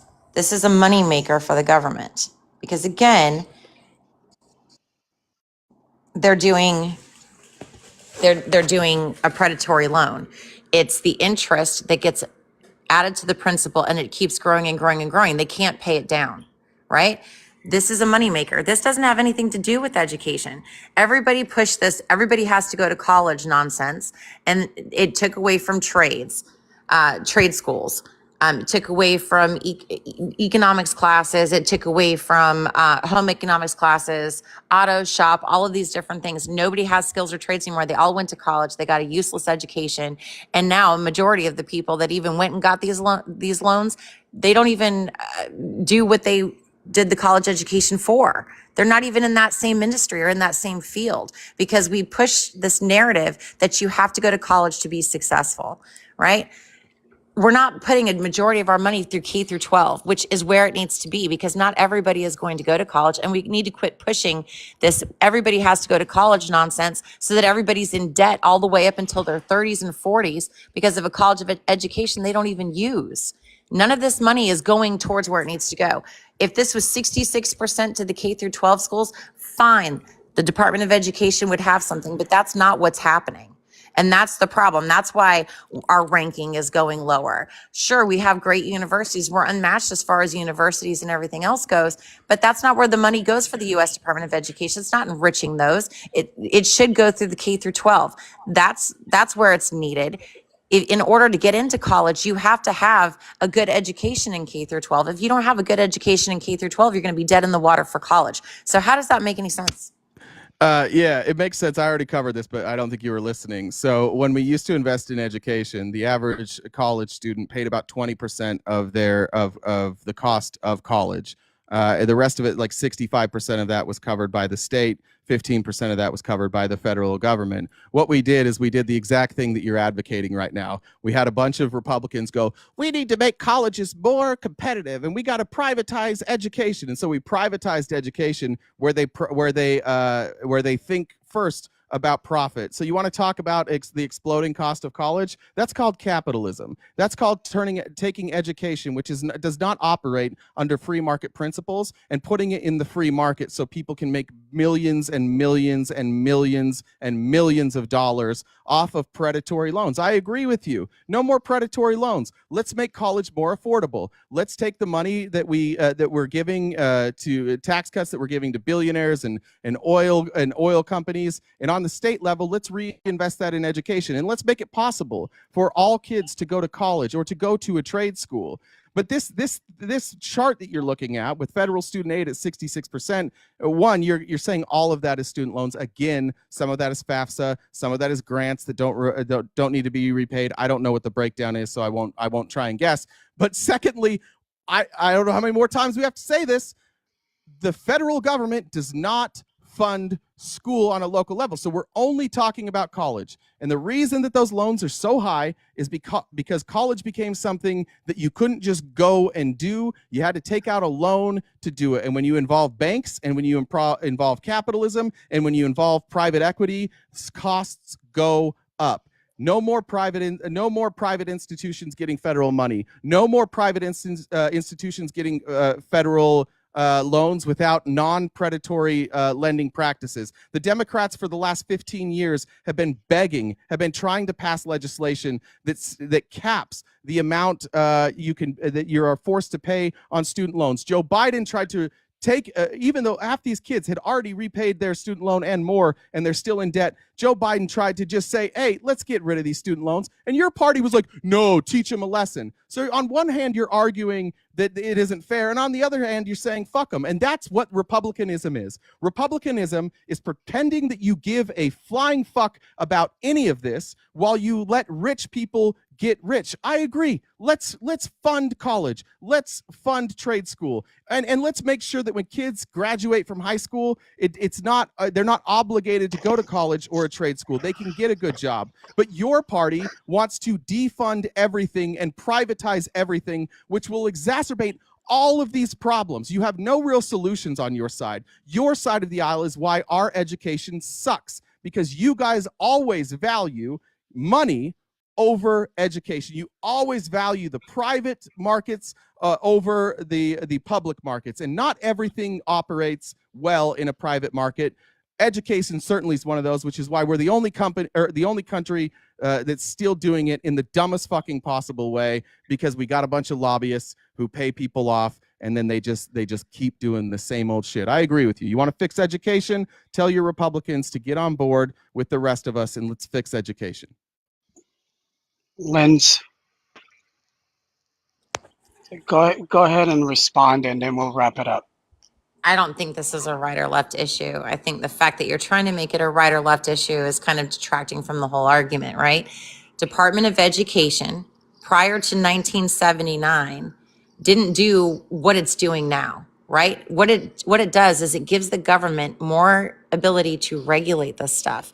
It's not even regulating the education itself, it's regulating policies. policies that these schools have to go by, which is not even advantageous to the kids. When you're talking about colleges, the colleges are going to be fine on their own. You don't need to have federal student aid. And if you're going to fix it, if you're going to fix the problem, when it comes to colleges and you want to make college affordable for people, then why don't you just give them like a loan that has an origination fee and then doesn't have interest, so it doesn't turn into a predatory loan? If that's truly what this was all about. But that's not. It's a money-making scheme, just like any other government agency or entity. You have secretaries that have discretionary spending of over $100 billion. Then they have to capitulate to the schools. The schools are like, what do we have to do in order to get this money? That's the problem. This is turning into just another Ponzi scheme for the government. It's another way for the government to have total control over schools and not give the states the right to regulate their own schools. That's the problem that we're facing. I mean, you can grandstand all you want about everything else and how it's the right's fault and Republicans do this and Democrats do that, but it's a problem. It doesn't have anything to do with right or left, because right or left have contributed to the problem equally on both sides. You have to figure out a way that the education system is going to be fixed. You're not going to do that by throwing more money at a problem. You have to go through and make some common sense legislation. The Department of Education isn't going to be able to do that. It's not. You just have to get rid of it, start over, and give it back to the states and loosen up all these regulations on all the schools. More regulations doesn't equal a better product. It just doesn't. And we've proven that over time because we continue to drop globally in education. Our math scores are abysmal compared to everybody else. We are way below average in math. Why? Well, I don't know why you're talking. Hold on, JJ, hold up. After she responded, I said we were going to wrap it up. Now you can talk after. Can I just ask one more question? What, like that entire diatribe? You're talking about education, the Department of Education. Hold on, Jay. I gotta be fair. No, Jay. I gotta be fair. We discussed this. I gotta be fair. I said I was gonna wrap it up. If Lynn says that we can go, that's fine. But I wanted. That's fair. You know what I mean? That's fair. Lynn, do you want to keep going?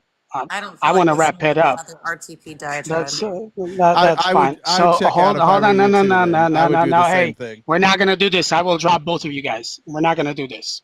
Yeah, some of us haven't smoked. Hold on, Jesse. Admiral, I'm just saying. I understand. Every Jay. topic we've done so far, Lynn has had the last word. I think it's fair for me at one point to get literally every topic. Lynn's had the last word. Everyone. Okay, so hold on. So this is what I'll do. I'll make it fair. I have my timer right here.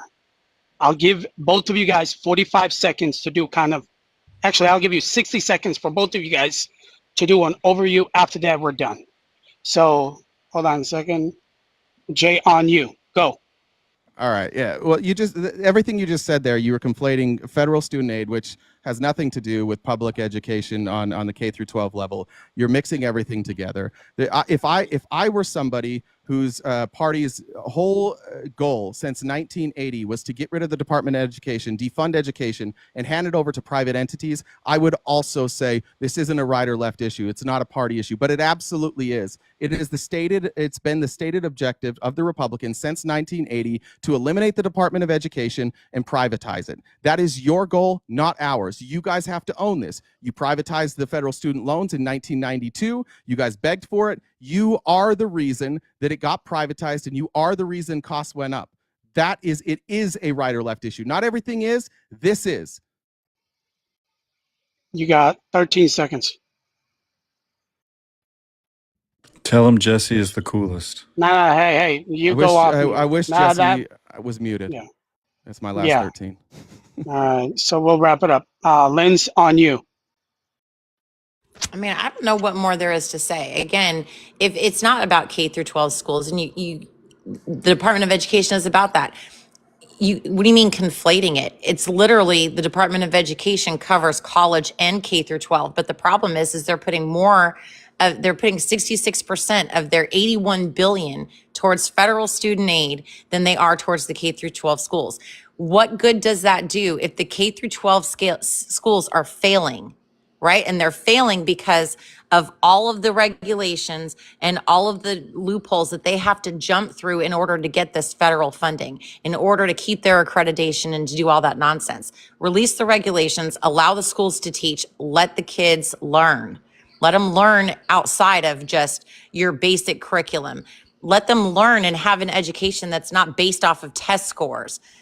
They're not learning that way. They're not absorbing. They're just learning how to memorize to take a test. And that's not going to help them when they get to college. So all of that federal student aid that they receive after they didn't get a good education, K through 12, is going to go for nothing 15 anyway. seconds, So what is Linz. the point? There's no point in it. The Department of Education has failed. It has failed the students. It has failed the parents. It has failed the country, and it needs to end now. Perfect. Listen, I just want to say something. I appreciate both of you guys coming up here. You guys did an amazing job.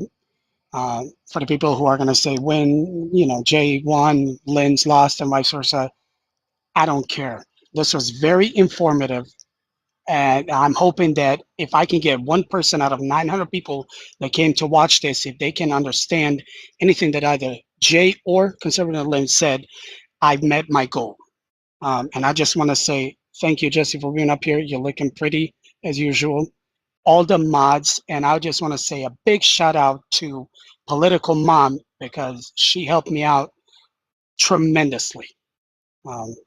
And so I just want to say again, thank you guys from the bottom of my heart. Thanks, Linz. I enjoyed it. I appreciate it. So are you guys opposed to bring one lefty, one righty to ask you guys questions, and I'll drop him real quick. We've been at this for 3 hours now, haven't we? I know, that's what I'm saying. If you got to go, you got to go. I understand. I'm happy to stick I'm around. not- It's earlier for me, I think. So Yeah, I'm that's good. what I'm saying, Lindsay. If you got to go, I understand. That's why I'm asking. If you're opposed, we're not going to do it. But if you got to go, I totally understand. It's almost It's 11 shit. It's o'clock almost. here. I know. I want It's to almost. spend time with the hubby, so. No, you're good, Linz. I appreciate you. We'll chat and we'll go no from there. problem. Thanks, Linz. Have a good Thank night. you, Linz. Have a good night, Linz. Hold on, let's see. Now, how do I? Hey, Jen, can you lift so I can let people up? RTP, you got cooked, son. Yeah. Listen, Jesse, don't start this bullshit. Don't do it. I already did in a server. Yeah, I don't care. I don't care. This was a good one. I don't care. It was a good one. It really was. Yeah, because I had control of you because you couldn't talk too much. That's exactly what it was, Yeah. RTP. Yeah, because you couldn't talk admin. too much and all of that. Yeah, I told you what I wanted to do when I heard you at the last debate. At the last debate, yeah, because you Yeah. side with a lot of the conservatives. A lot Nah, I of the don't side with independents them. and No, I don't lefties side. were like, oh, no, that was a good one. Yeah, whatever. Jen, can they come up? Why can people request? How about I couldn't How about- request either. I think you're gonna have to do it's something with the live, the way it's set up. Just maybe have people like raise their hand in the chat, and you're gonna have to invite them up. It's why you had to invite me up every time I came back in. I couldn't hit the request. Well, yeah, but why? This is a contact about settings. I don't get it, but that's fine. I'll just, yeah, this. I see now Jesse's a troll. Yeah. Okay. Way to go, everyone. Hey, Jen, if you want to pick somebody from the left, Jennifer and I'll Lynn, pick right somebody here, she from the raised her right. hand. Jennifer Lynn's So- got her hand raised. Who? It says Hawk and Jennifer Lynn. Well, hold on. Open titles. I don't know Okay. what that is. So I'm gonna. Blue South. Hold on. I just so, have one question, Admiral, for RTP, because he made a claim, and I'd like him to back it up. So you said that since the inception of the Department of Education, scores have been going up in math, science, and language arts. Would you mind showing us that data? And it would have, and like in a meaningful way, that it's gone up. We've made meaningful progress. Yeah, sure. So I think you probably have it. I've looked at the data, which is why I'm coming up. Yeah. Well, yeah. So if it, I mean, maybe you could have a different source. Let me find it. All right, Dana, is that your question? Yeah, I just wanted him to Okay. substantiate that claim. All right, All this is right. from. Well, what I'll I'll do send is it. hold on, Jay. Hold on. Oh. What I'll do is you ask your question, and then I'm gonna drop you down. I'm gonna let him answer it, and then I'm just gonna keep rotating people.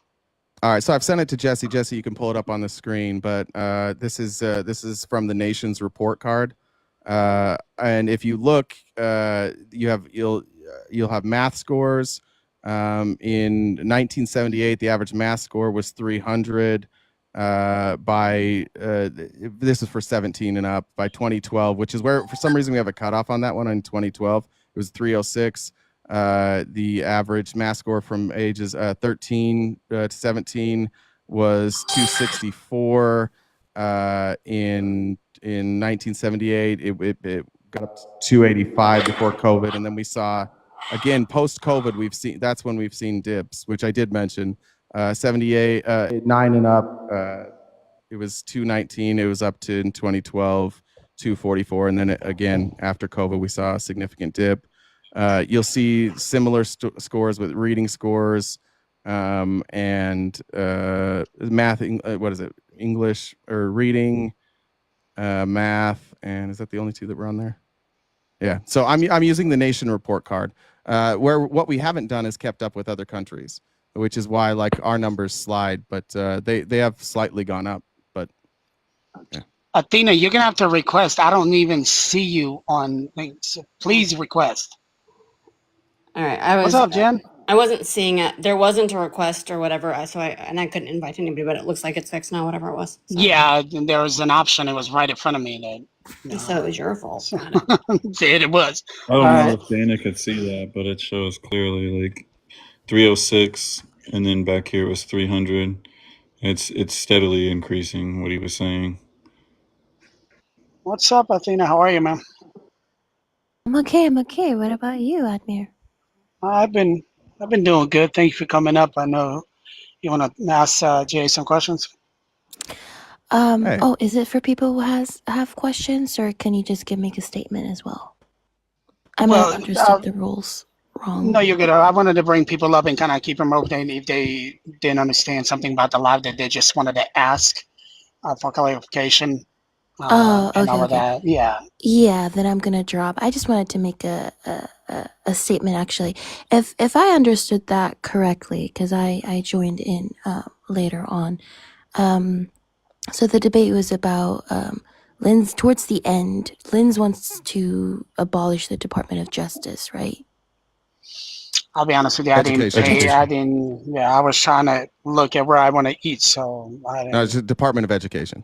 Department of Education. Okay. Thank you. Well, yeah, RTP, you did very well. You just wanted to say that. Thank you. Thank you. You're the best. Lamb Chop, if you're up here, just request. So I'm looking in the comments. Sorry. I see a lot of friendlies. I don't know. I don't think, correct me wrong if I'm wrong, Jay, but I don't think you want to do a bunch of like circle jerk friendlies, right?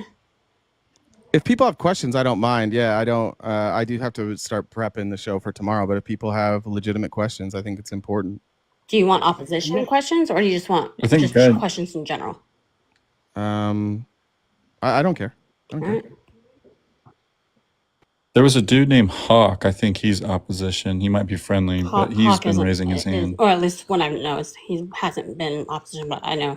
I got it.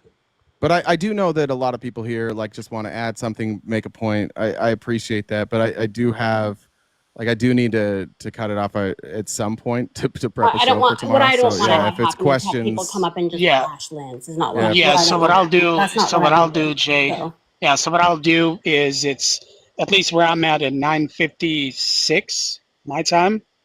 Mm-hmm. How long do you have? Honest God, I do not give a shit. Like if we stay up till 1 o'clock in the morning, I do because I'm hungry as hell. You cut it off when you're ready, but yeah. No, so we'll just, you know what I mean? Nice to meet you, Hunter. My name's Jesse. Mr. Hawk, I think you and I spoke before, correct? Yes, we have. I'm not sure. Yeah, I remember your voice. Yeah. What's up, Hawk? How you doing, brother? I'm good, sir. Been a long time. I was going to refute some of the stuff that Lynn said, but she said she didn't want to hear that. I get that. So, but I do want to bring up the fact that what she skipped over in that, and I'm not sure because I got here late, RTP, if you covered this, but the funding to the states for education that they get from the Department of Education is primarily for special ed programs. The IEP program, which is the Individualized Education Program, and the 504 program. If in fact we get away from the Department of Education, now children with special needs will no longer be able to get an education. And that's an important piece. I don't remember if we covered that or not. It was in one of my sources, but yeah, that's a good point. That was really all I had. Oh, well, so if they were to take, I kind of wanted to ask her, if they were to take away the Department of Education, how do you adhere that each school follow, federal regulations for They don't. children There's no being more taught? federal regulations. That's the whole state point. determines their own regulations. So each Exactly. state would operate independently, and then you're just going to have to count on them doing the right thing. So that's the whole point of the Department of Education, is for federal protections, things that are federally protected, rights that are federally protected. That's why it exists. And if states take control, I mean, the history of states making decisions on what's okay and what's not okay in this country, not a great history. And I think, RTP, you covered this against what Lynn said, because she was wrong. The Department of Education does not provide curriculum to the states. The states develop their own curriculum. Department of Education does analysis, and they provide that data to the states with recommendations, but the states make up their own curriculum. The Department of Education does not do that. Yep. Untitled, I don't know who that is. I don't never. Yo, what's up, Hi. Admir? How you doing? How you doing? Good. How are you, man? I'm doing well, thanks. Hey, I just want to Sure. shout out you guys for hosting. Appreciate it, Admir. Appreciate it, Taco, for moderating. RTP and Linz for duking it out. I think it was good overall. I just got one quick question, because it was brought up when we were talking about audits. I think it was Linz who made a reference to USAID when they were getting audited. One of the arguments was that DOGE came in and took control of the building. And RTP, I just want to get your opinion, or maybe a quick definition, clarification on whether or not that constitutes an audit if you give control of your company to another entity. Look, if somebody, I use this in our Discord, like saying that you force your way into a place and access sensitive information is an audit is the same as me saying that the guy that broke into my apartment and stole my PlayStation was there to do an audit. We have no idea what they did once they were inside. So you can guess that they did an audit, but it's just trust me, bro. Nobody knows what they did because there's no record of anything that they did. Everything that they've showed us that they are claiming is an audit, it comes directly from publicly available data. So if they did do an audit, they're not showing us what they did. Yep, that's all I wanted to ask. Thank you, RTP. I appreciate it. Thanks, Thank bro. you. There was I a appreciate there you was a coming out. question asked during that time, Admir, that somebody wanted to ask was, if it's an audit, then how come they're not using actual accountants to do these audits? I don't know if you know that.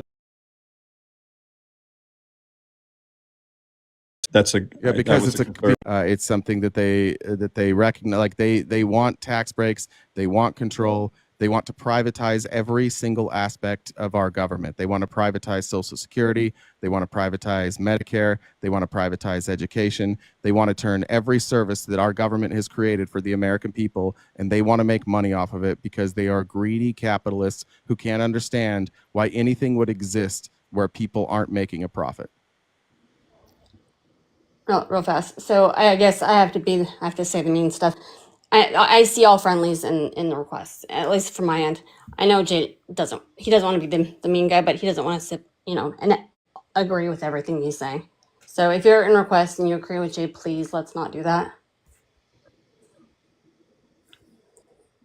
So if you're in requests and you disagree, stay in requests. If not, please drop out. So If the real there's any, question is, if there's any Republicans, if there's any people on my side, come on up, have this conversation.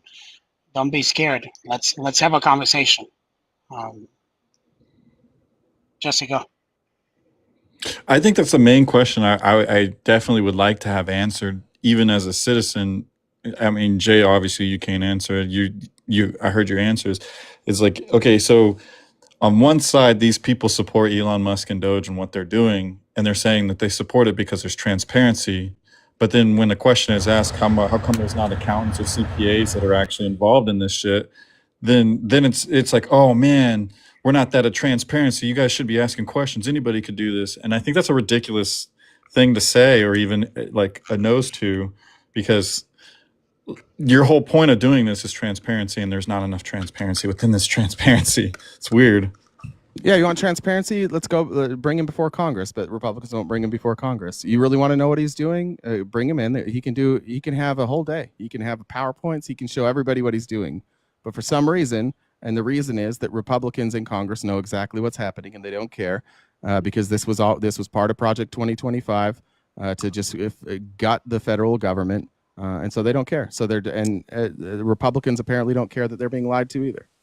Is there any CPAs on the DOGE committee, or that DOGE is hired period? Not that I'm aware of. Not that somebody could check that, but as far as I know,